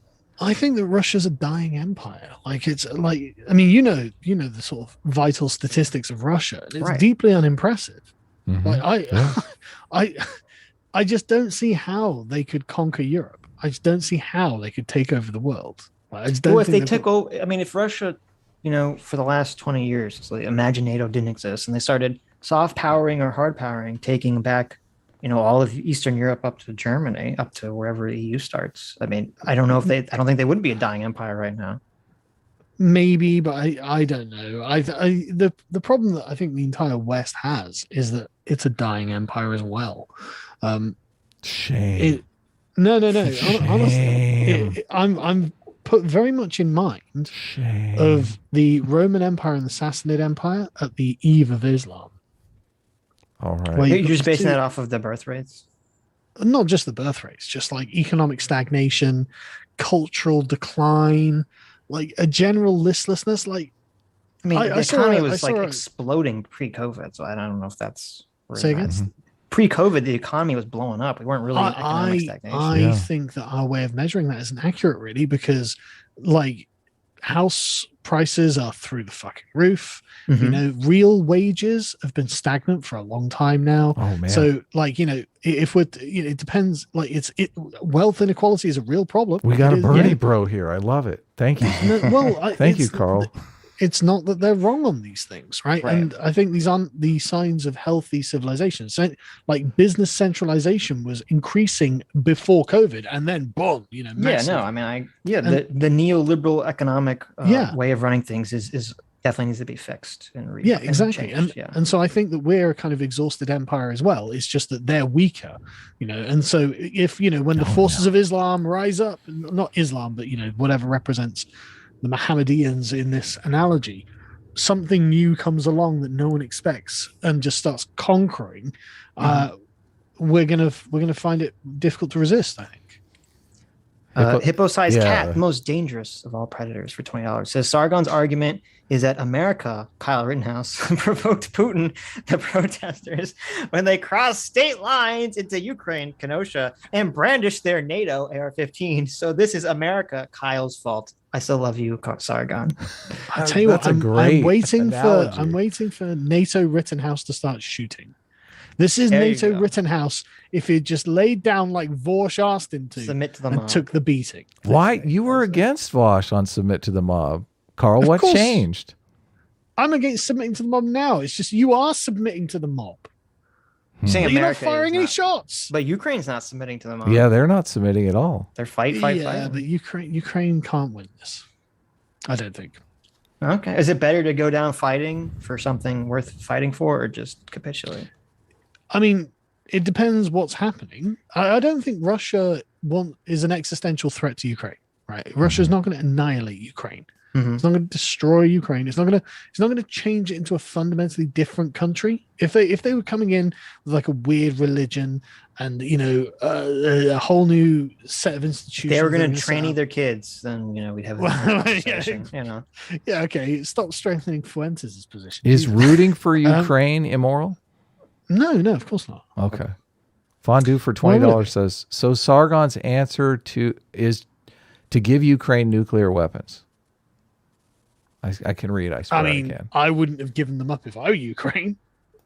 Yeah, but we couldn't give them nukes now. I mean, we can't even give them the jets. They're too. I was wondering, can a private citizen give them the jets? Just send Elon. Well, I thought the issue with the jets was that they wouldn't be able to fly them out of Ukraine. They'd have to fly them out of Poland. And yes, that's and Poland doesn't want to do it. Yeah. Well, and then it's like, well, Russia can attack Poland and triggers NATO and all that shit. Yeah. Malachi Constant for $20 says Russia has been invading its neighbors for centuries before NATO or the US even existed. The NATO excuse is a laughable, ahistorical nonsense. I mean, I would tend to agree with that. Yeah, I agree. But I think that's it, isn't it? Are we good? C. Hennessy for $20 says, I may have missed the beginning of Sargon coming on, but did Sitch explain the fleeing Putin theory? I think it holds a lot of free will. Thank you. I can't have very prosperous neighbors that were once dependent on you. Bad optics, A-team. I do think that's a very strong argument, by the way. But that also seems to create an argument for Russia to start invading places. Sure. Yeah, but not a moral justification for Putin, really, it. from how he's kind of his power base. But sorry, say it again. But not a moral justification for it. That's the point I was making. Go ahead. Well, I mean, if you're the Russians, you might think it would be immoral to let your country fall to chaos and anarchy and the civil war or whatever comes after Putin. Mm-hmm. So but that's always a $1 million question. What comes after Putin? Yeah. And if the answer is blood in the streets, then maybe it'd be better to have blood in the streets of a different country. Sure. But unless it's blood in the streets and then something better. I mean, that's always the gamble of any revolution, isn't it? Blood in the streets and then subjugation. Fucking awful. Blood in the streets. Except for the American Revolution, which was ultra based. Fair enough.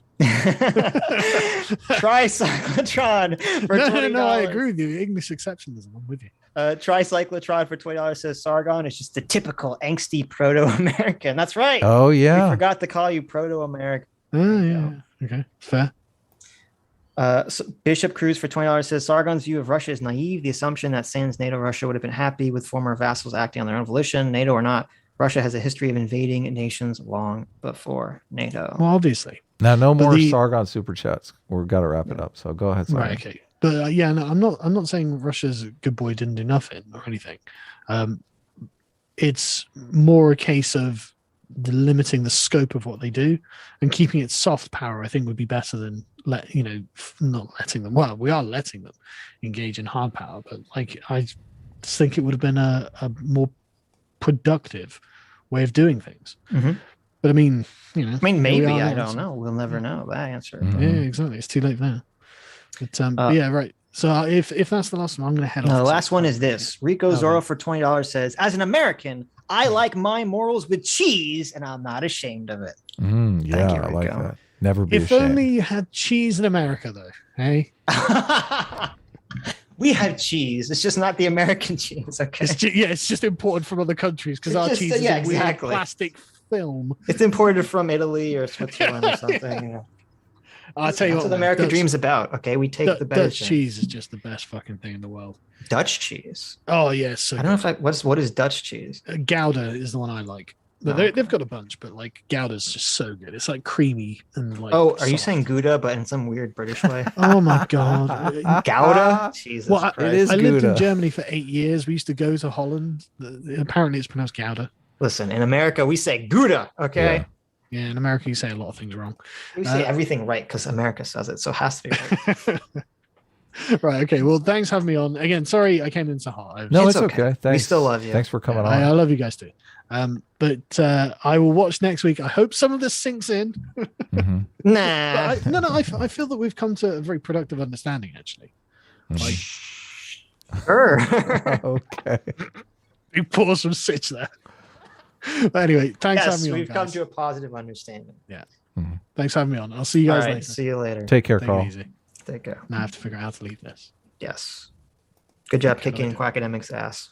Thank you. I like AA. That's the thing. I like both of you guys, and it's really fucking frustrating that you couldn't talk to each other. Like what do you mean? He couldn't talk to us. Each other. There's no each other in this. I don't think you can hear what he's saying either. That's the thing, because I think he's talking in a way that you guys don't. It doesn't resonate with you. You don't get it. Judging from your conversation, you're right. I didn't understand why he was dying on this insane hill that he was dying on in your guys' conversation. But yeah, he didn't explain it, and I mean, no one did explain it. Yeah, I'll see if I can do another hangout with him and try and get to the bottom of it. But anyway, take it easy. Okay, take care. See you later. Well, that was fun. Hi, you just listened to a clip from the Sitch and Adams show. If you like what you heard, you can listen to our live show right here on this channel on Sunday, starting at 1 p.m. Pacific, 4 p.m. Eastern. And if you want, you can super chat us. We read $20 and up super chats on the show and then do a follow-up stream on the following Tuesday where we read the rest of the unread super chats and interact with fans of the show. Subscribe to this channel right here to listen to the live show or to listen to more of our awesome clips.